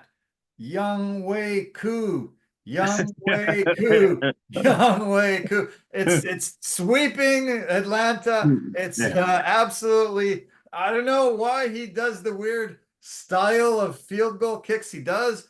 I've never seen a guy kick the ball like that, but he is deadly. He helped them get this big win. And let's keep that chant going. In Baker we trust in. Young Wei Koo. Hey man, that was one heck of a field goal he hit to win the game. I believe it was 58 yards. 58, yeah. And that was his longest ever. Longest of his career, and the longest ever in that stadium. So very impressive. Yeah, it was super impressive, because here they are, Atlanta's trying to move the ball, and I'm like, you're not helping him out a lot, are you? Are you guys? You're not helping him out at all. No. And then so finally, when they just set up, and I'm like, so they didn't move the ball. That's cool. So it's 58 yards, eh? Yeah. And he nailed it. He drilled it. I know. It was beautiful. I couldn't believe it. Yeah. I was beside myself. Yeah. You know me. Yeah, I don't think I caught your text when it came through right away, but a little bit later, and I'm like, yeah, man, that was awesome to see. Unreal. I was shocked. I really thought the Saints were going to win this game, and this was the Falcons' first win since 2004 that they've scored they've won without scoring an offensive touchdown. So pretty unbelievable that they pulled this off. They had a fumble return, a fumble recovery in the end zone that ended up being their first touchdown. And then Troy Anderson had a 47-yard interception return for the other touchdown for them. And then Younghoe Koo getting all the field goals. And they beat the Saints, who had really looked phenomenal coming into this game. I thought this was a big upset for the Falcons to win. Yeah, and also too, the Saints scored on their last drive to go ahead. So they kind of did everything right. Yeah. Right? They can say, oh, we did everything right, but unfortunately, that dude, Mr. Koo, hit the longest field goal he's ever hit. Yeah. And it was dead center. It was right down there. It was beautiful. Yeah, it was pretty incredible. Yeah. Cousins had a good game. Drake London looked good. Darnell Mooney, Tyler Algier, Bijan Robinson. What a force he is. Didn't have his best game, but man, that guy is gonna just take this team far places. Younghoe Koo had 4 field goals. It was 53 yards, 44 yards, 42 yards, and 58 yards. None of them a joke. They were all distance, and he's got a cannon for a leg too. I see Alvin Kamara was really banged up coming into this game, so I had a little bit of worry that maybe he wasn't going to be able to contribute like normal, but another fantastic game. 77 yards with a touchdown on the ground, and another 42 off 7 carries through the air. Taysom Hill had a couple touchdowns, but unfortunately did get hurt. Hopefully it's nothing serious, because he's always a great weapon. Chris Olave had a good game, and the big play really that seemed to give Atlanta that chance late was Paulson Adebo. He was their top tackler, but his pass interference call that gave them the ability to kick that field goal really ended up being the telling blow, and he was really upset with the call. But it really seemed like it was pass interference to me. It looked like he got there early. Yeah. It looked like he got there early, and it's unfortunate, but that's on you. But hey, thank you though. That's why my Falcons won. And I'm telling you, man, as I was watching that game, I'm like, oh, the Saints won. Because they scored, they did what they were supposed to do, and I'm like, I don't know if we can do what we're supposed to do now. I don't know if we'll be able to pull that off. But then when we did, I was just like, yes. Yeah, that was awesome. Yeah, amazing. So good. Okay, Saints go to KC to play the Chiefs on Monday. I believe there's only one Monday night football game this coming week, so it won't be the doubleheader like we've been having the last couple weeks. And the Falcons host the division rivals, the Bucs, on Thursday, so that'll be fun. It'll be great to see the Bucs and the Falcons go head to head. Okay, let's talk about the other NFC South team that we haven't talked about. This will be the last NFC team we focus on. The Panthers and the Bengals. The Panthers hosted the Bengals. The Chase boys got 3 touchdowns, leading the Bengals to a 34-24 win over Carolina. Chase Brown kicked off the scoring with a 3-yard touchdown run. Later, he scored a second touchdown in the third quarter on a short run. And Jamar Chase had a huge 63-yard touchdown catch from Joe Cool in the second quarter. Burrow looked good. This team looked pretty damn solid and beat the Panthers, even though Andy Dalton also was good again, but just not enough to beat the Bengals. Yeah, not enough. And also, too, Bengals had to win this game. If they lose against the Panthers, it's like, oh man, you're not probably going to make the playoffs. Yeah, like 0-4, you can write them off fully. So yeah, this was huge to finally get off the schneid and get the first win. Yeah, it was huge, and they got the win. They got the win that they needed to get. But I did want to point out our Canadian Chuba Hubbard. Yeah. Once again, 18 carries, 104 yards, and a touchdown. I think maybe this change in quarterback possibly should have come sooner. Oh man, because they're playing so much better with like Andy than they are with Bryce Young, who I believe they've destroyed his confidence. Yeah. I think the organization. I don't blame Bryce Young. They handled it wrong, and they should. Yeah. He should have probably had a year or two, behind a veteran to really get this team filling all the holes, because Carolina was just horrible the year that they drafted him, and they just weren't able to plug all the holes they needed. And he came in, and it was a nightmare. So I think they mismanaged him and did not do him any favors by putting him in there right away, sink or swim, and he unfortunately sunk. Yeah, he unfortunately sunk, and they were just like, hey, I think you could take on more, can't you? It's like, no, I'm running for my life. I can't even set up. I can't do anything. So, but an impressive win by the Bengals, and once again, Joe Burrow looked fantastic, looked great, and I guess we're not concerned about that wrist injury anymore. I think that's not a talking point anymore. I think that's a done deal. I think so, somehow. Yeah. Okay, well, there we go. Good, he healed up. Yeah. Great to see Chuba Hubbard getting the opportunity and really shining. I think this will get him a lot more touches throughout the whole season, and should have a really good year there, even though Panthers probably will struggle. 1-3 again on the season. Deontay Johnson had a great game with a touchdown. Xavier Leggett also had a touchdown. And Xavier Woods was their top tackler. 7 tackles and an interception there. All these guys will probably be able to shine with their opportunities, but the team will struggle. Panthers go to Chicago to play the Bears, as I mentioned earlier, and the Bengals host the Ravens. Should be a great battle on Sunday in the early window. Okay, NFC done, AFC now. Let's talk about the AFC East. And we had the Buffalo Bills and the Baltimore Ravens coming in on Sunday Night Football. Really exciting. Thought this was going to be a battle between Josh Allen and Lamar Jackson, and we just thought, wow, incredible. When Derrick Henry grabs the ball first play and runs it 87 yards and gets a touchdown, it seemed to set the tone. This was a blowout win for the Ravens, 35-10 over the Bills. And back to the drawing board. Luckily, the Bills had won their first 3 games, so not a huge, big step back, but it looks like the Ravens are much better than the Bills at this moment. Yeah, they stomped on them. Like once they set the tone with like, oh, Derrick Henry still got it, and then that 87. And for me, I was just like, you know what, this could be a blowout. That's what I thought. That's what I immediately thought, and then it turned out into that. And Lamar didn't really have to do all that much.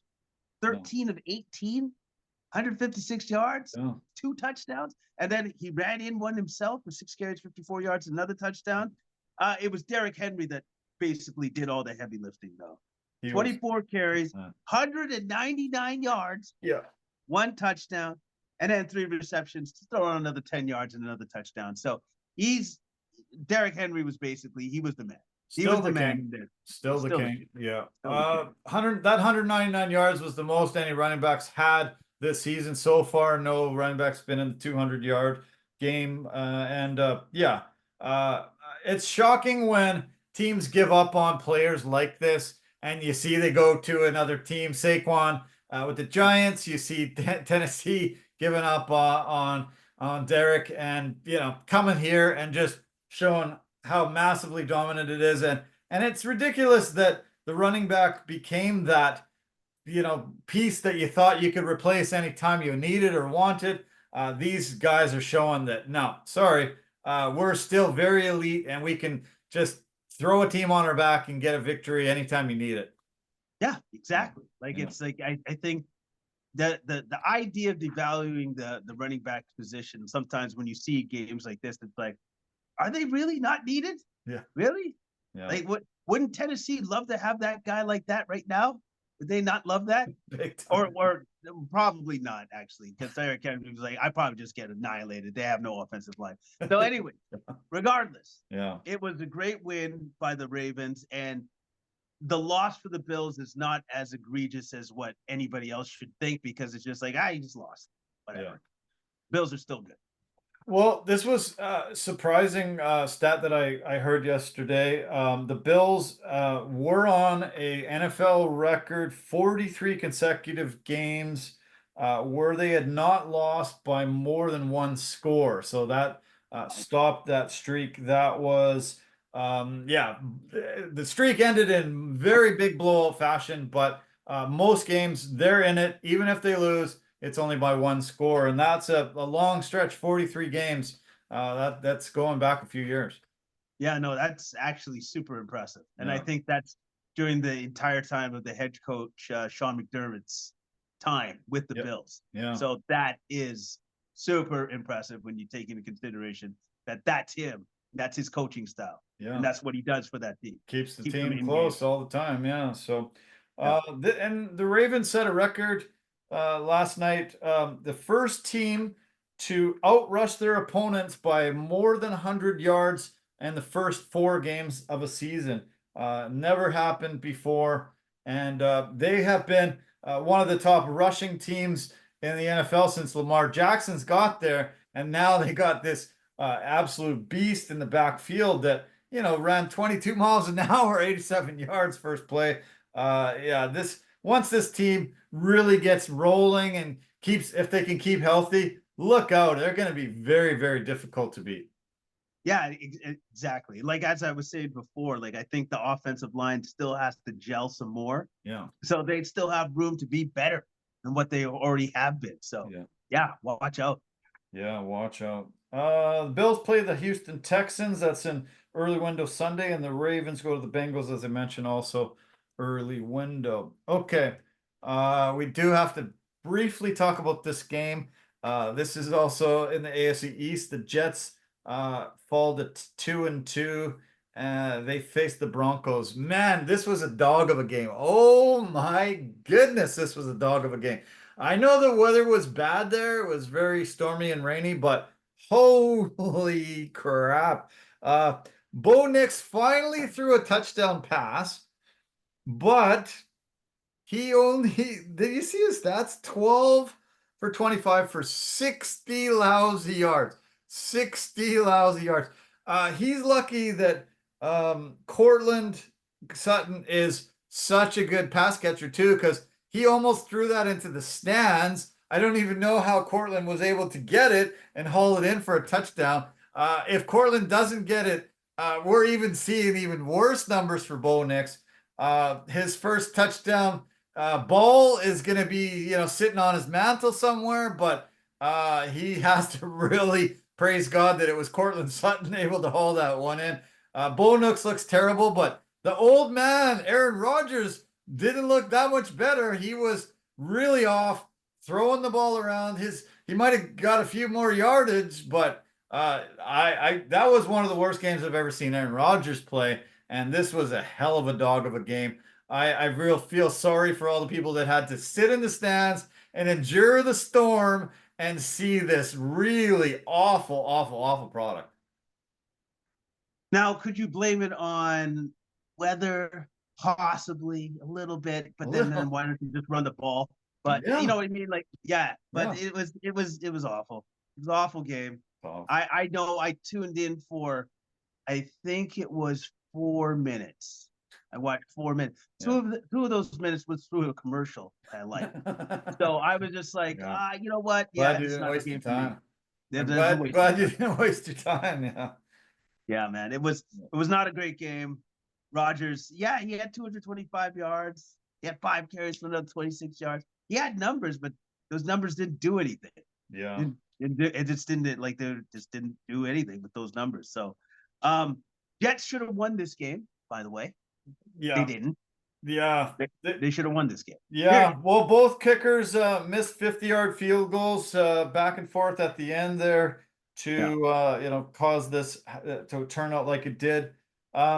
My worry a lot of times when athletes play into their 40s, that they will start setting records of futility and things where they're not doing well that will tarnish the image of an amazingly decorated, great career. And my worry is stuff like this, where Aaron Rodgers set a couple records this day. This was his first loss playing under center when his offense hasn't allowed a touchdown, or his defense hasn't allowed a touchdown at all, and zero touchdown. This was Aaron's first loss when playing under center with zero touchdowns allowed at home in his entire career. He definitely took some blame for the poor throws. His protection was terrible. He was sacked quite a bit, and he was limping off, looking like a 50, 60-year-old man at the end of this. He has a 33-2 record when opponents score 10 or fewer points. This other loss that he got when the opponent scored less 10 or fewer was the 2010 Lions game, and he only left in the second quarter with an injury. So it had never really happened ever before.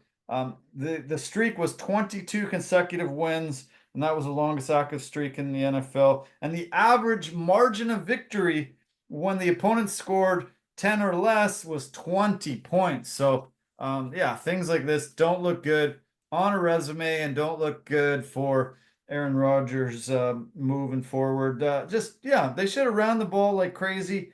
Breece Hall only had 10 rushes, but he only had 4 yards. So what are you going to do? You can't keep handing it if he's getting that brutal of yardage for you. You got to hand it to Braylon, who had 8 carries for 34 yards. But you got to, I don't know.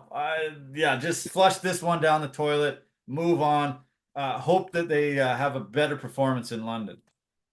And also, too, Sean Payton, he's got to be ecstatic. My quarterback threw for 60 yards and we won. Yeah. Unbelievable. What an effort.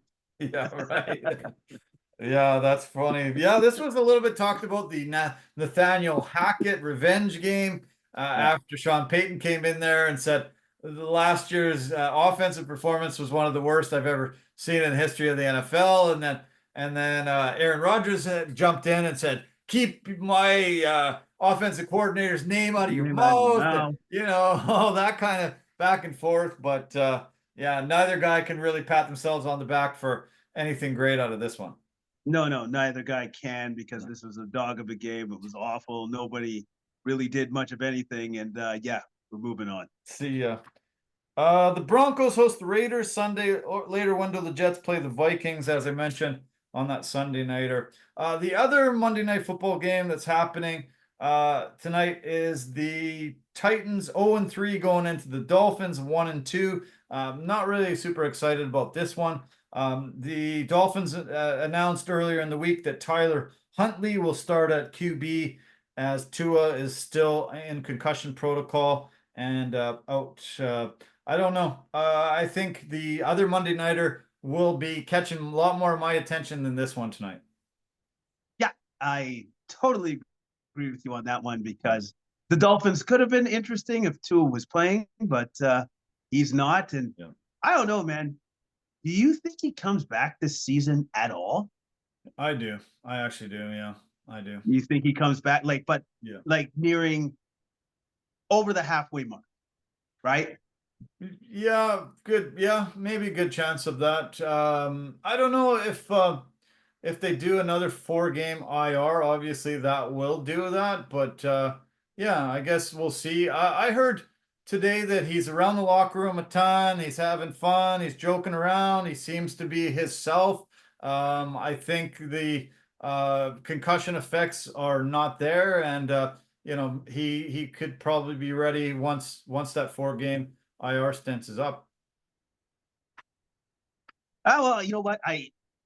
All I can say is this: I hope the best for him, and I hope that if it happens again, it's not as serious as this one was, because that was him going into the defender and knocking himself out. So I hope that we don't see that again, like what happened to him physically. We don't see that again, because if it does happen again this season, oh man, that's not looking good for his career. Period. That'll probably be it for sure. Yeah.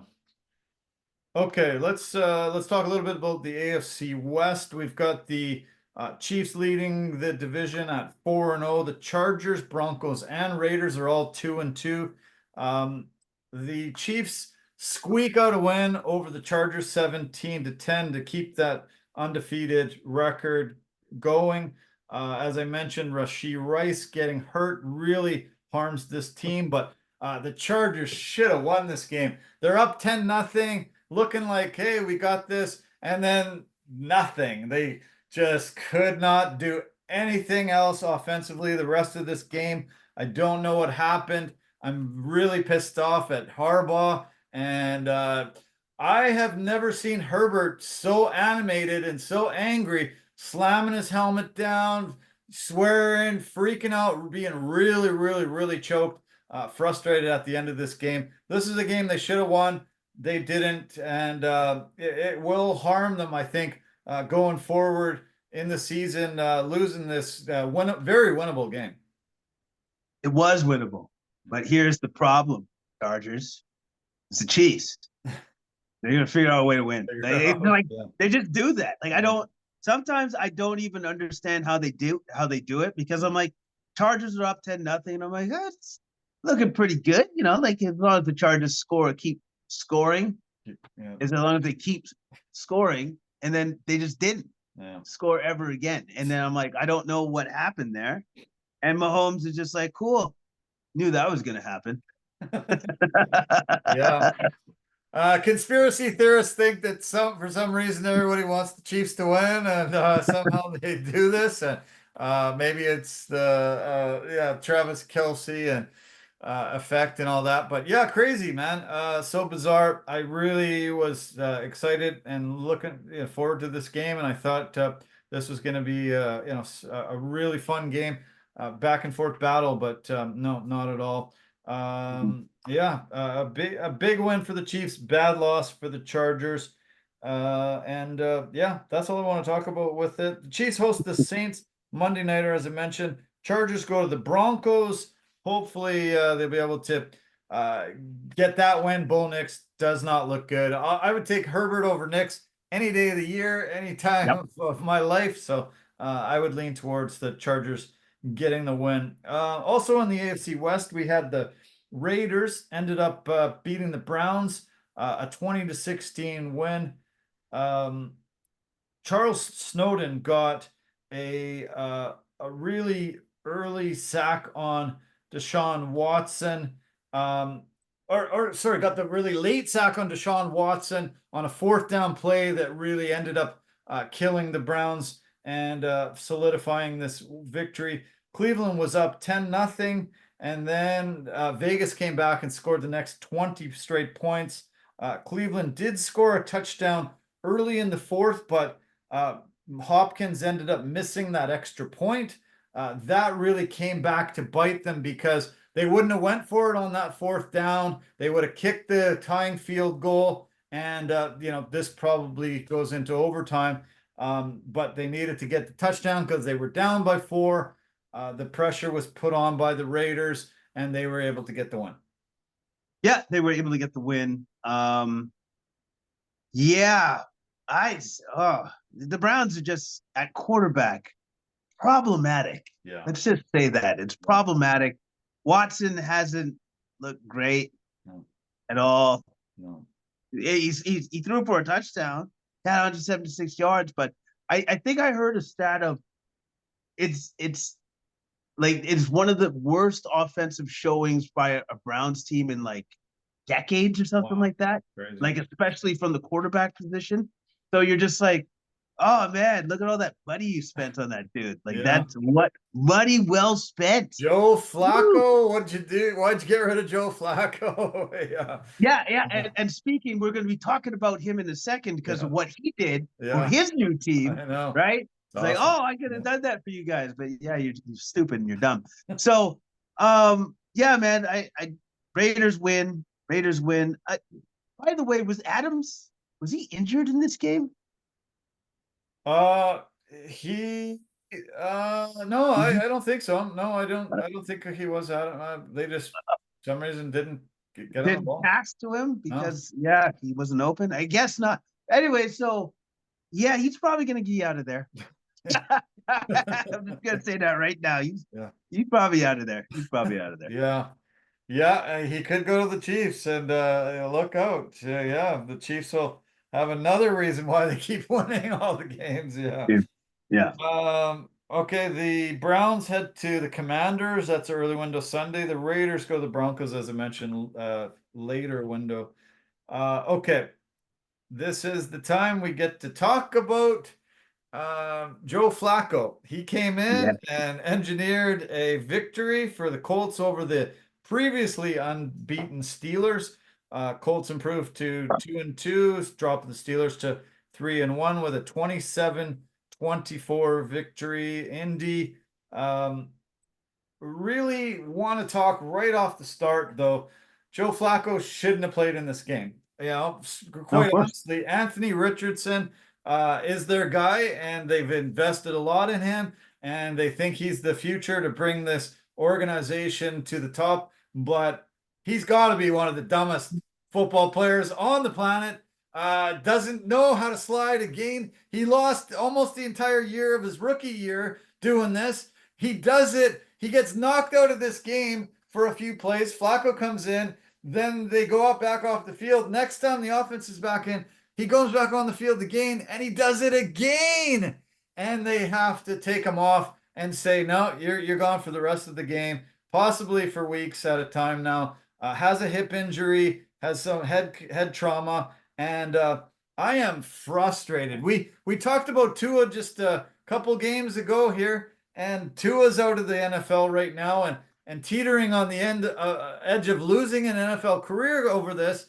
And Anthony Richardson lost his entire rookie year after a few games early on, and he's just not getting it. It's so frustrating. This guy is a talent, but he's not going to have a great NFL career if he doesn't learn how to slide and avoid contact like this. This is terrible. Yeah, Anthony Richardson needs to remember he's not Josh Allen. He's not that big dude that he could take hits. Like he's clearly not that guy. No. I do have a problem though. I don't blame Anthony Richardson. I blame the head coach. When he went in that second time, what are you doing? Dumb. Yeah. You can't do that. You can't throw him back in there. Dumb. I don't know. I swear you wanted him to be your franchise quarterback. We've already seen what happens when you don't protect your franchise quarterback, and like Andrew Luck, they retire. They're just like, oh man, I'm beaten up. I can't do it anymore. So see you later. Yeah. That's where this guy's headed right now. Like it's like, but a lot of that's on him. He's got to learn how to, what do you just say? Slide. Just slide. Just get down. But here's the good thing. In the second time when he went out there, he kind of slided because his hip gave out on him. And then he fell down. So great. It's like, that's what we want you to do, just not like that because you're actually injured. Yeah. That's it though. So when I was thinking about this game and seeing it and getting frustrated with it, I thought, where does he rank in the dumbest football players of all time? And I started thinking about who are the dumbest guys that I've ever seen and know. And so I'd like you to come up with your 5 dumbest football players of all time. I can come up with my list first because I'm kind of putting you on the spot. But yeah, you do yours first. I'll do mine first. Okay. So, okay. So Richardson and Tua, they're both up there. Michael Vick for the dog fighting, losing, maybe 200 million over the dog fighting. I think he deserves to be up there. Calvin Ridley, betting on football, $1,500 ended up costing him 10 million. So he should be right in there, I believe. Plaxico Burress blowing off his fingers, playing with fireworks. Pretty dumb move. Antonio Brown blasting his career by throwing off his helmet and his jersey and being an idiot. Right up there. Leon Lett I think Leon Lett's in prison right now for the next 20 years over really stupid moves and Okay. some really dumb things that he's done in his life. Aaron Hernandez, enough Yeah, said. well, not enough Yeah. said. Yeah. Travis Henry.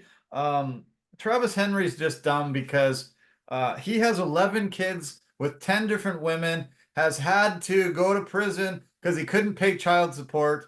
And, I think he deserves to be on this list. So that's my list. Where do you where do you go? Do you have a few guys to throw? Oh man. Okay. So okay. You're gonna have to help me on because I'm drawing blanks on some of these guys' names. The guy that Mike Tyson, his now wife, in the elevator, former Baltimore Ravens running back. Yeah, Ray Ray Rice. Rice. Yeah, yeah, yeah, Okay, yeah, so that's number one. yeah. Number two, the one guy that you mentioned, Plexico Burress. Plexico Burress actually shot himself in the leg with a Oh, gun. that's what he did. Shot himself in the leg, didn't blow off his finger. Oh yeah, JPP was the guy that blew off his JPP was fingers, the guy right? and that was going to be my second. So JPP blew off his fingers Right. with fireworks. Plaxico shot himself in the leg with The his leg, own gun. yeah, which was always awesome. Great move, great move. All right. Okay, so who would be next for me?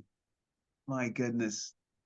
Oh man, there was another guy that actually, well, this was pretty bad. He committed murder, but I think he was a Jaguars receiver back in the day. Yeah, Yeah, right. stuffed in a trunk.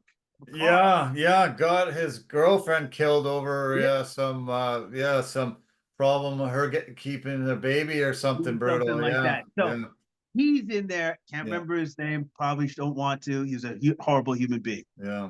He's number three. I think I can only probably get one more out of this. Do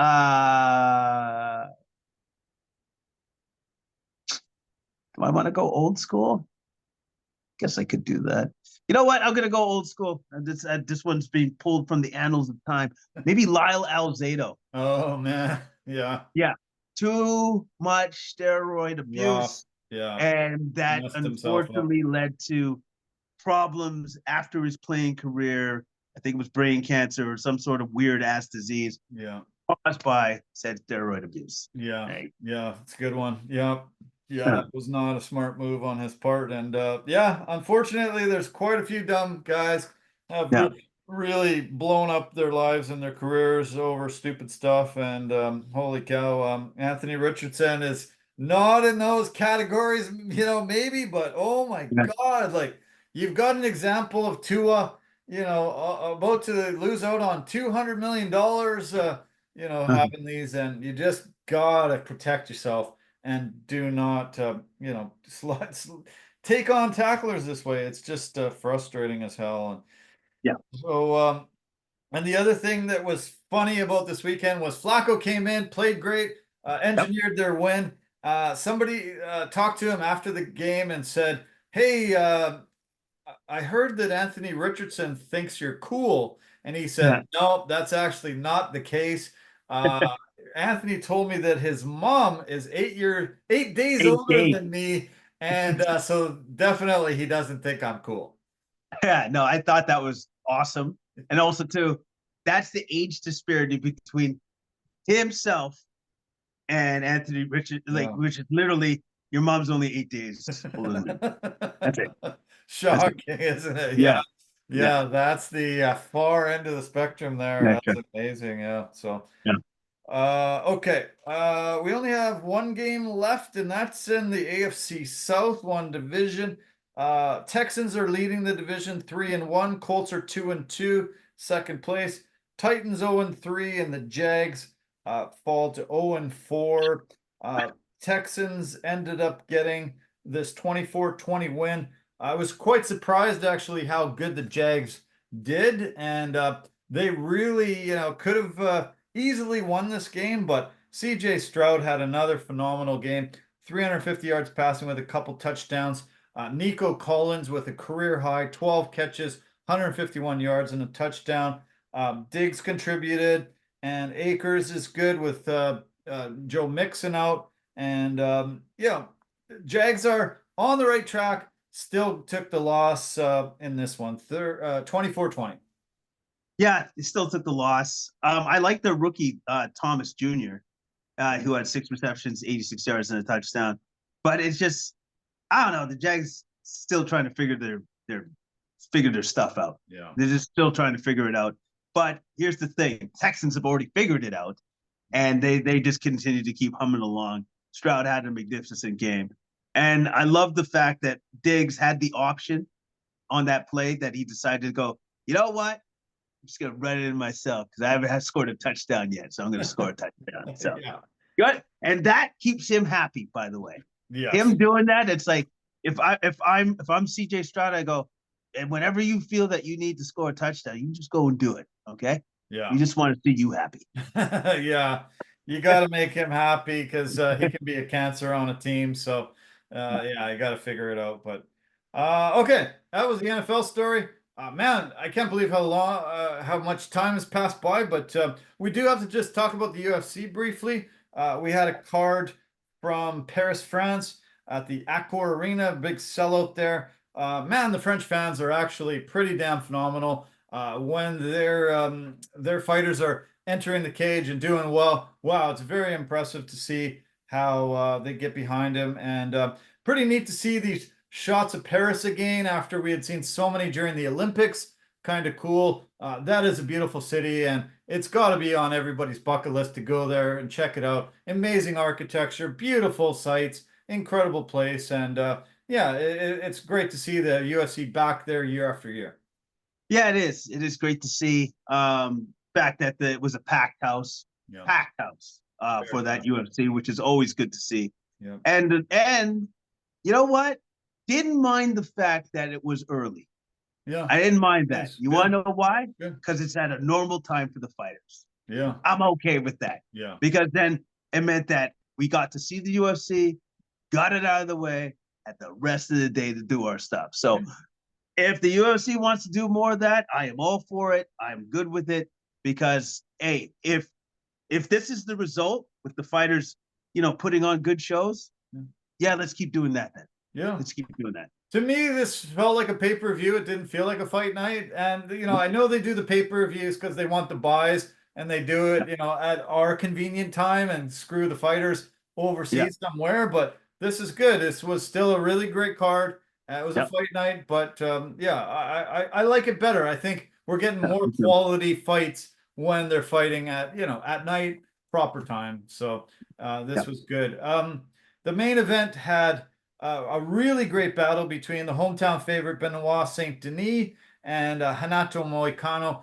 Two guys that are still not ranked in the top 10, but really both guys that you love to see, always in wars and having a lot of success in here. Money Moicano has become one of my favorite fighters in the whole organization in the UFC, and this was a very, very huge, great victory for him. I loved it. Fun fight. Tough to see for the hometown crowd that they didn't, their guy didn't win, but Moicano with a very big victory. Moicano had a huge victory. Huge victory. That first round was, I would say, what is that, a 10-7? I think I heard Bisping say that probably should be a 10-7. I threw it down 10-8. There's not 10-7s too often, but I put it down as a 10-8, and it was a massive, massive beatdown. If that buzzer doesn't go, that fight gets stopped at some point because he was just piecing them up. He pretty much closed both of his eyes. And it really shouldn't have gone too much further because that first round was such a dominating thing that I thought Moicano should have won the fight right then and there. Okay, so then they go through round two. Moicano seems to take the round off. Take it off, yeah. Here's the thing. I think I understood why he took the round off. Did you see the injury? His shoulders just it was out. Was it broken or was it broken? Just, broken, broken and separated. Yeah, so broken and separated, yeah. Like brutal. So amazing that he even continued. It was, yeah, because it was way up. Like and you could see it almost sticking out of his skin. yeah, Like, brutal. Yeah. I'm thinking to myself, so you're that tough. That's pretty cool, right? So he couldn't really do anything in round two. That's why he took it off, because he was just like, stupid shoulders, super broken. So I'll just take this round off and see what happens. Yeah. And luckily for him, in round three, the doctor goes, "Wow, you can't see anything, eh? Yeah. That's pretty cool. Yeah, fight's over. Fight's over." Yeah. The doctor kept holding up fingers and asking, Like, how many do you see? And when he finally put his hand over the other eye, he couldn't see anything coming out of that one eye. So no, yeah, it needed to be over. But yeah, it's incredible how tough these guys are, how much pain they can endure. And you know, with an injury that severe, he just kept at it. And luckily for him, the swelling got to be enough where the doctor had to stop it. I don't know how he fights a 5-round fight with one arm like that, because he wasn't going to be able to throw anything. It was insane. Insane. No, it was absolutely insane. And the fact that you didn't know until well after the fight. There was no, I couldn't tell that he was super injured. Yeah. I couldn't tell. Crazy. Did you tell? No. I didn't know until after. No, I didn't know he was suffering. That's what's impressive to me about that. So whatever Moicano's doing, and also too his post-fight stuff, where I'm just like even Bisping was like, I don't know what you just said there. I have no idea. I love it. I love the fact that he's yelling into the mic about a bunch of stuff. I don't know what's going on. Even Bisping doesn't know what's going on. It's super entertaining. Yeah. No, when he takes the mic, it's so great and hilarious, and he's becoming more and more popular because he does that. He went on a few weird tangents this time, but yeah, he's an entertaining guy, and I think he's definitely into the top 10 now, and look out, he's on a great rise. He's faced a ton of amazing fighters in his career, and yeah, I think look out, he's on a great rise. He called out Paddy Pimblett and somebody else. I didn't write down who else, but yeah, I think he's in for some big money fights coming up for sure. Let's talk about the co-main event. We had Brendan Allen and Nasruddin Imavov. So Imavov was the hometown guy and had all the attention. Brendan Allen did the same thing that Moicano did, but he didn't unleash any fury in the fight and ended up costing him this fight.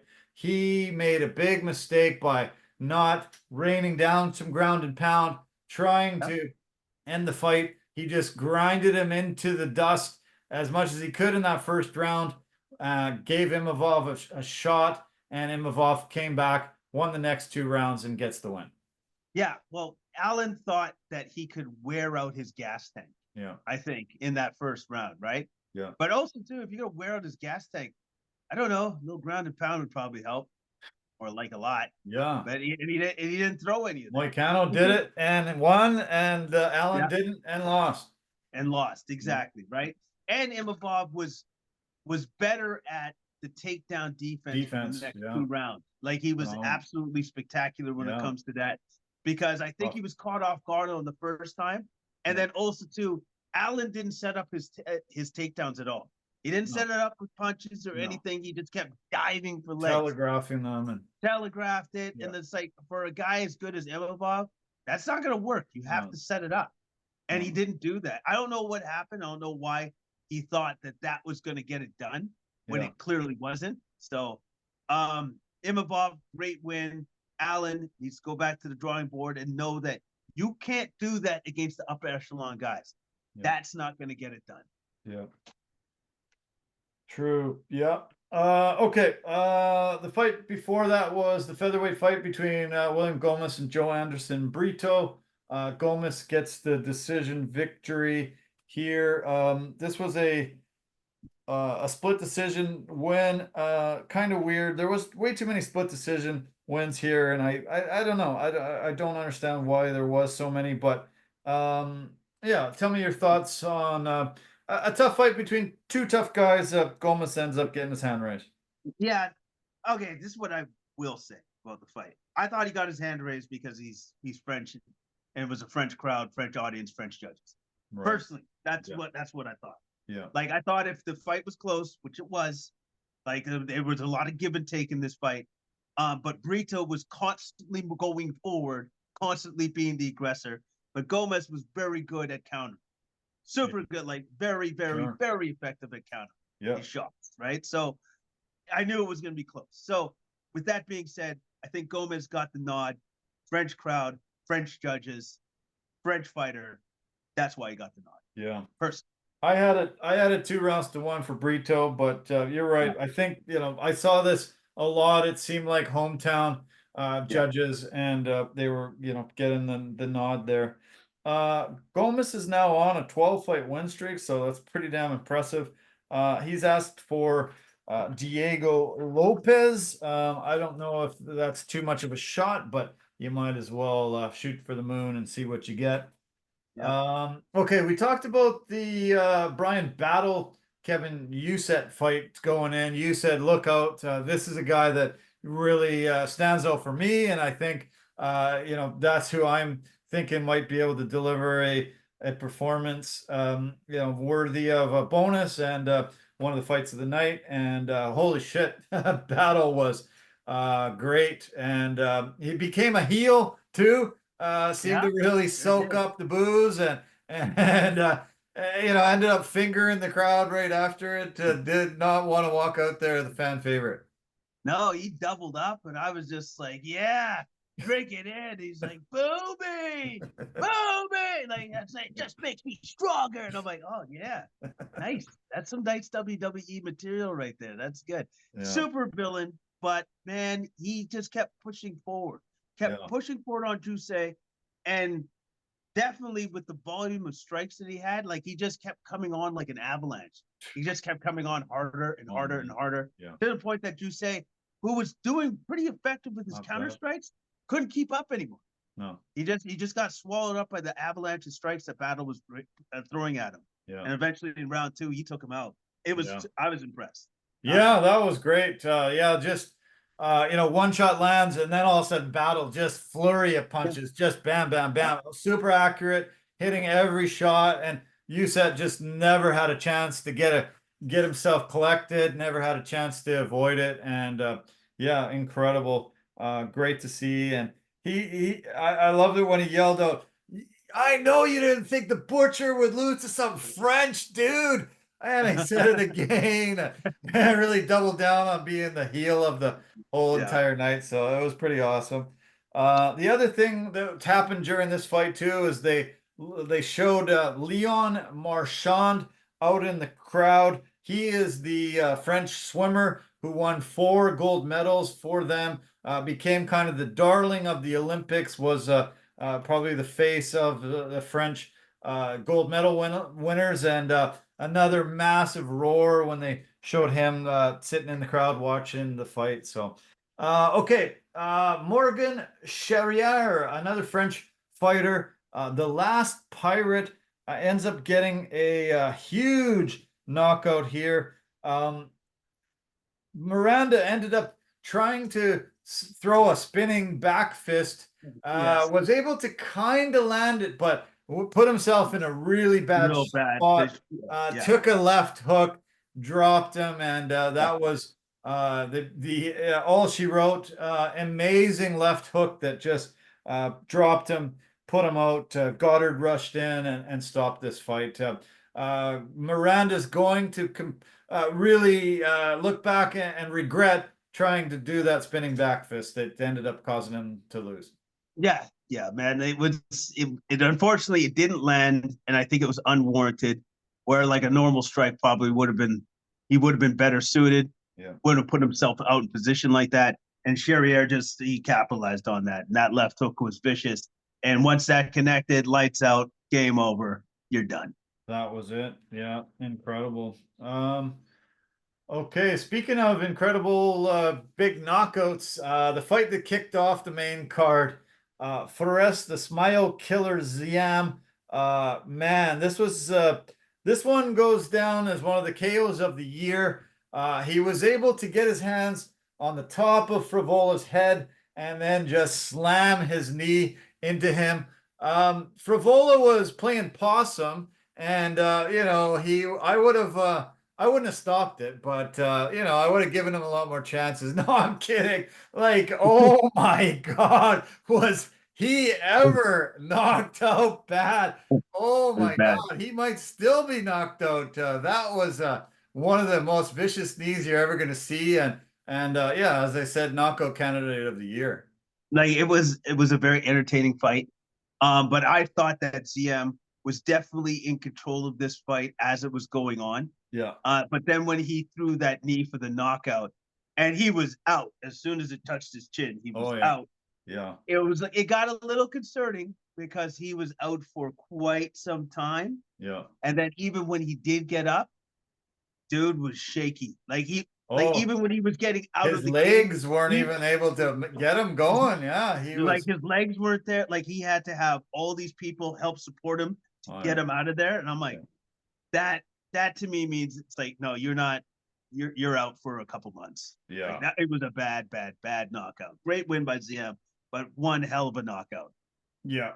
I don't know if I've mentioned, but Battle got 50K, Charriere got 50K, and ZM got 50K for the bonuses for this. I think probably ZM even got a check before he left the octagon. He knew that this was going to get you a bonus. That was pretty incredible because it was two straight knockouts from the Frenchman, and holy crap, both of them were pretty damn spectacular and very made the crowd massively happy. So okay, let's fly through the prelim. Let's just briefly talk about the Hulk's decision victory over newcomer Ivan Erslan. The Hulk looked fantastic, probably the best I've ever seen him. He's had an up and down career. Doesn't fight safe, but entertaining fights all the time, and really, really good performance to get the nice win here. Yeah, I thought it was a great performance. It seemed like the Hulk doesn't fight safe, but he did take his time in this fight. Right. And so like he thought his way through this fight a little bit more than what he usually does. And I thought it was a great win. By the way, split decision. I had split decision question mark. Nope. No. I thought Kutalaba definitely won this fight. Yeah. It should have been a unanimous decision. Oh man, for sure. This was another one where you're like, what the hell? What French judge is doing this? Maybe he needs to be fired. Like we had a guy a few weeks back. This was not even close. This was definitely 2 rounds to 1 for Kutalaba. And the weird thing was when Buffer calls it out, he yells out Eon, and I think Yvonne thought he won and raised his hands up too. And yeah, I won. And both of them raised their hands up, and he's like, no, I said Eon, not Yvonne. So you're not the winner. And it was kind of bizarre. But yeah, Erslan, good UFC debut, but he did not win this fight, and it should have been a unanimous call for sure. So okay, Omar C. Holy cow. This guy is a fan favorite. Landing so many shots, really just landed 3 times more headshots, way more leg kicks, was just in control of this. Definitely, to me, won all 3 rounds and deserved the unanimous decision over a long-term veteran in the sport, been around for a long time. Definitely should have been the winner in this one. He was the busier fighter.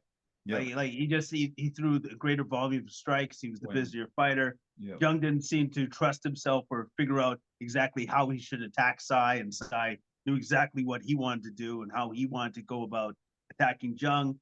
Yep. That was the difference. Sai was definitely the unanimous decision winner in this fight. Yeah. Ludovic Klein gets a nice victory over Roosevelt Roberts. Decisions. Anything you want to mention specific on this one? No. Well, Klein just looked very good. He looked as impressive as he always does. Jacked, fast striking, powerful. I was though it was impressed with Roberts and how he fought this fight. This was by no means a blowout fight for Klein. No. Klein actually had to really battle him and take him down at times when he didn't feel comfortable on the feet. That's a feather in the cap for Roosevelt Roberts, for the fact that a guy that good, that gifted in stand-up, decided to take him down. Yeah. That's a feather. Oh yeah, I really I'm giving lots of props to Roberts. He came in on short notice. Nicholas Mota was supposed to be the opponent for Klein. Klein was actually a 10-1 favorite, minus 1,000. Roberts came in and really surprised everyone how great he did. Really good performance. But Mr. Highlight, Ludovic Klein, is so quick, so fast that it's very, very difficult to outstrike him and take a victory. But yeah, I got to give tons of props to Roberts coming in late and getting that. Getting it to the judges' scorecards, and I thought, yeah, he did very, very well. Klein's won 4 in a row, 7-fight unbeaten streak, and yeah, he looked great. But I loved Roberts' performance too. Okay, what about the Taylor Lapalus decision victory over Vince Morales? Anything specific stand up for you there? First off, Lapalus looked awesome. His stand-up was absolutely on point. Big left kicks, nice elbows in tight. I thought he was in control of the fight, the entirety of said fight. Mixed up, he had a wide range of diversity of strikes. Morales never knew what was coming at him. He also had great knees up the middle throughout the course of this fight. He definitely controlled the course of this fight throughout. Morales was confused and was always trying to figure out what was coming at him next. Yeah. Lapalus looked great. Had a few knockdowns in this one. Was able to get a lot of control and kept it at distance. Was able to land his shots and yeah, it was a pretty phenomenal performance. Man, is he ever popular there in France too? Holy cow!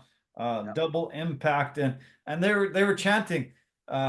Kill him, kill him, kill him throughout. Sounds like you, when we drink and go out to watch UFC live places, you get into that chant later on too. So you might fit in really well with that French crowd. No, they understand me and I understand them. I get them. I love it. Okay. What else? Do you want to mention anything else? Daniel Baez. Decision victory there in the flyweight fight. I was going to mention the Perez Zelakova. Yeah. Okay. Anyways, the Iron Lady. The Iron Lady. So Perez, she missed weight, but man, did she look good on the ground. Yeah. Once it got taken down to the ground, Zelkanova, she was in trouble. She was in trouble right away.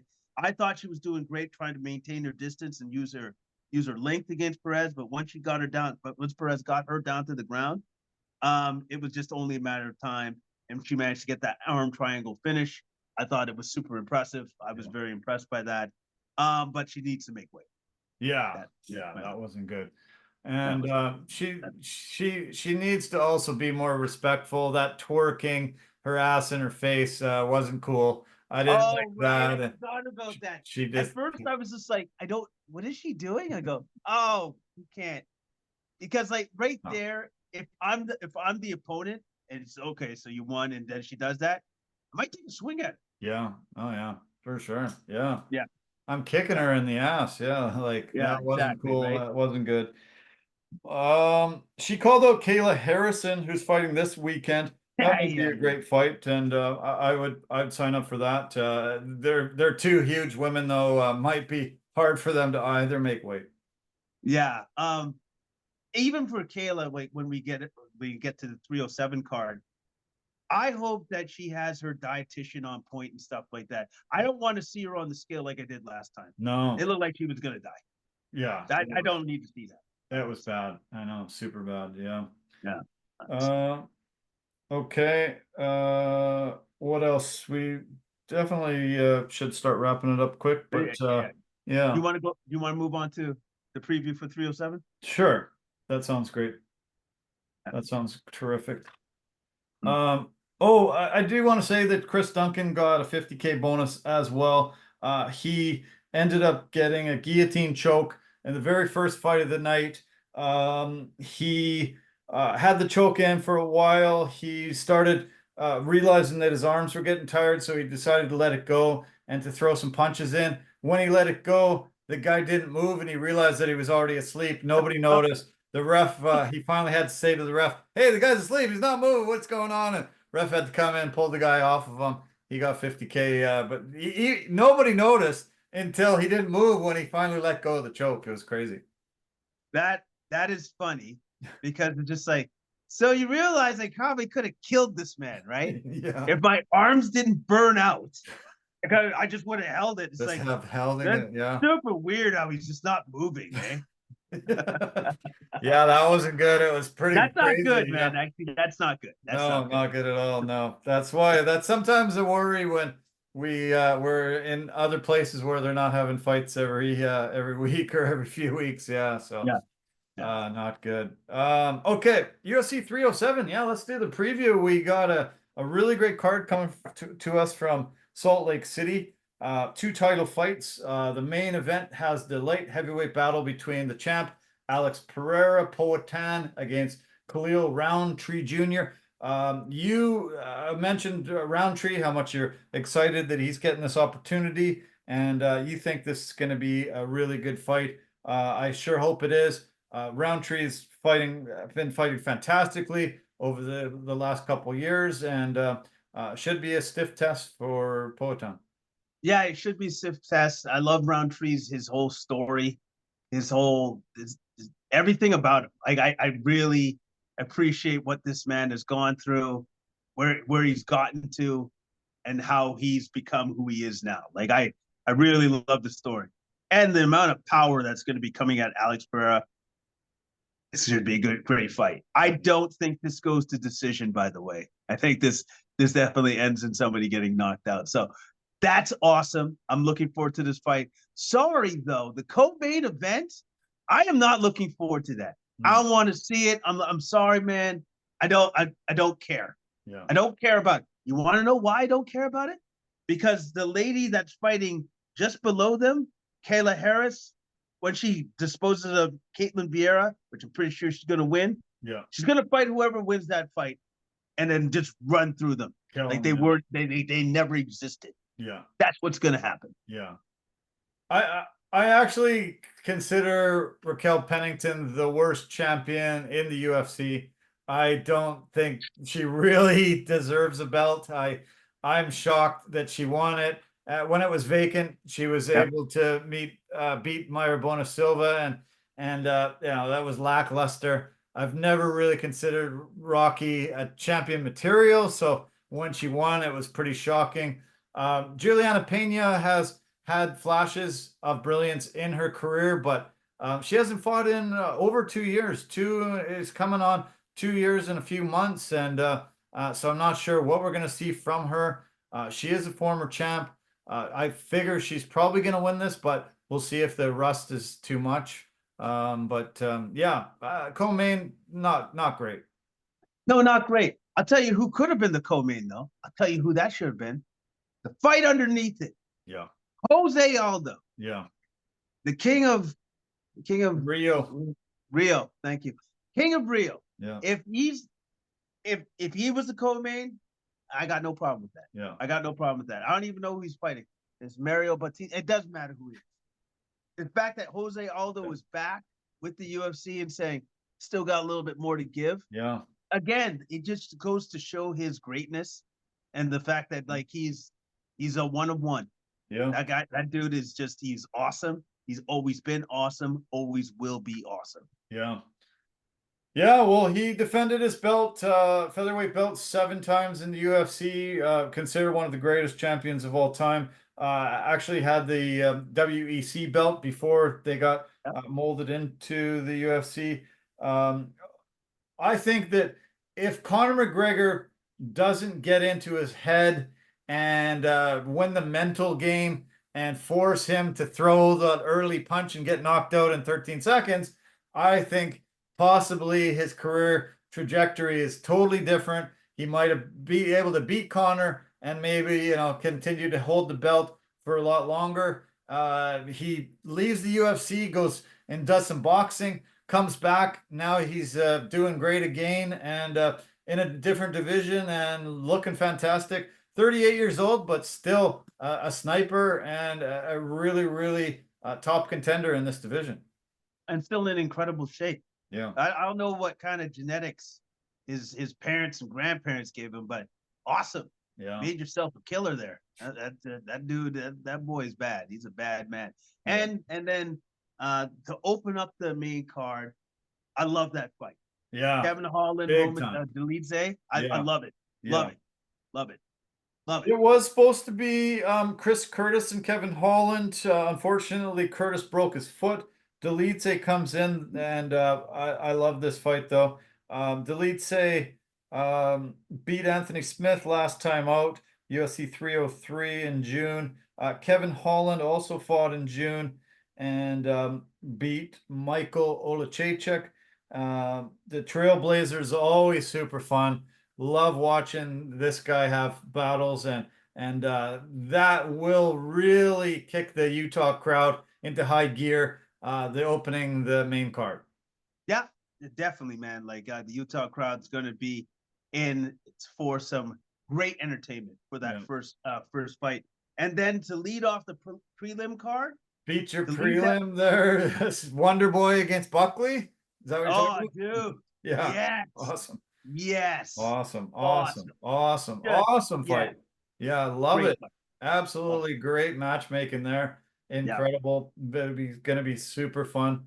And then we have Ovin St. Preux and Ryan Spann. They were supposed to fight September 7th. OSP ended up having an illness, so the fight got moved to this card. That's on the early prelim. That's pretty wild to see two, very solid, long-term light heavyweights. That'll be a great fight. No, that's going to be a great fight. I'm looking forward to that too, as well as Dirty Bird's in there too, as well. Little Dirty Bird Tim Beans. Yeah. Awesome. Port Love McGee. it. Love it. Against Port McGee. Raquel Pennington's wife, Tisha, is also fighting on this card against Carla Esparza. Esparza, two-time title holder, and this will be Carla's last fight. She's retiring after this fight, so we should see a great battle there between Tisha and Carla. Yeah, hopefully a great battle for that. And yeah, thanks for the memories, Carla. Cool stuff. Just imagine if the Aljo Movsar Evloev fight was also on this card.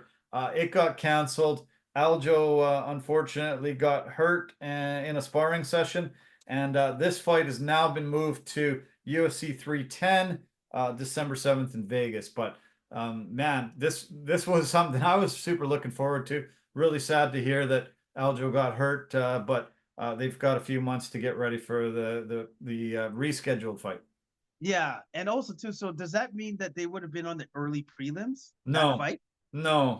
No. I hope not. No, would have been a main card, right? Yeah, they would have been main card. Yeah. Oh yeah, because I'm like, I don't know why it's storing up on my early prelims. I'm like, no, that's not a fight that would have been. Yeah.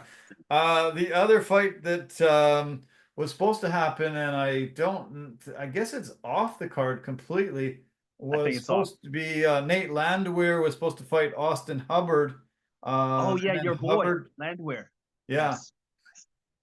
Is it on the card? No, it's not. He's gone. Completely. Yeah, my favorite guy, Landwehr.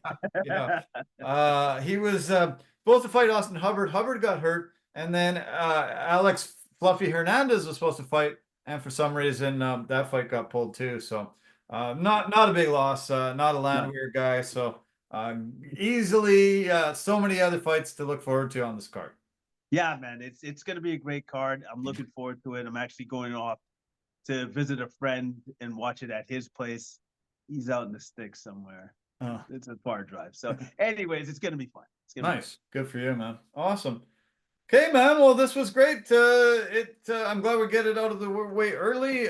Now we can focus on the Seahawks Lions game tonight, and it'll be fun. Yeah, what's your week ahead look like? Do you got anything else planned other than that UFC? No, I don't, and it's Nice, nice. nice, It's real nice. good. I do not. It's just the Nice. UFC.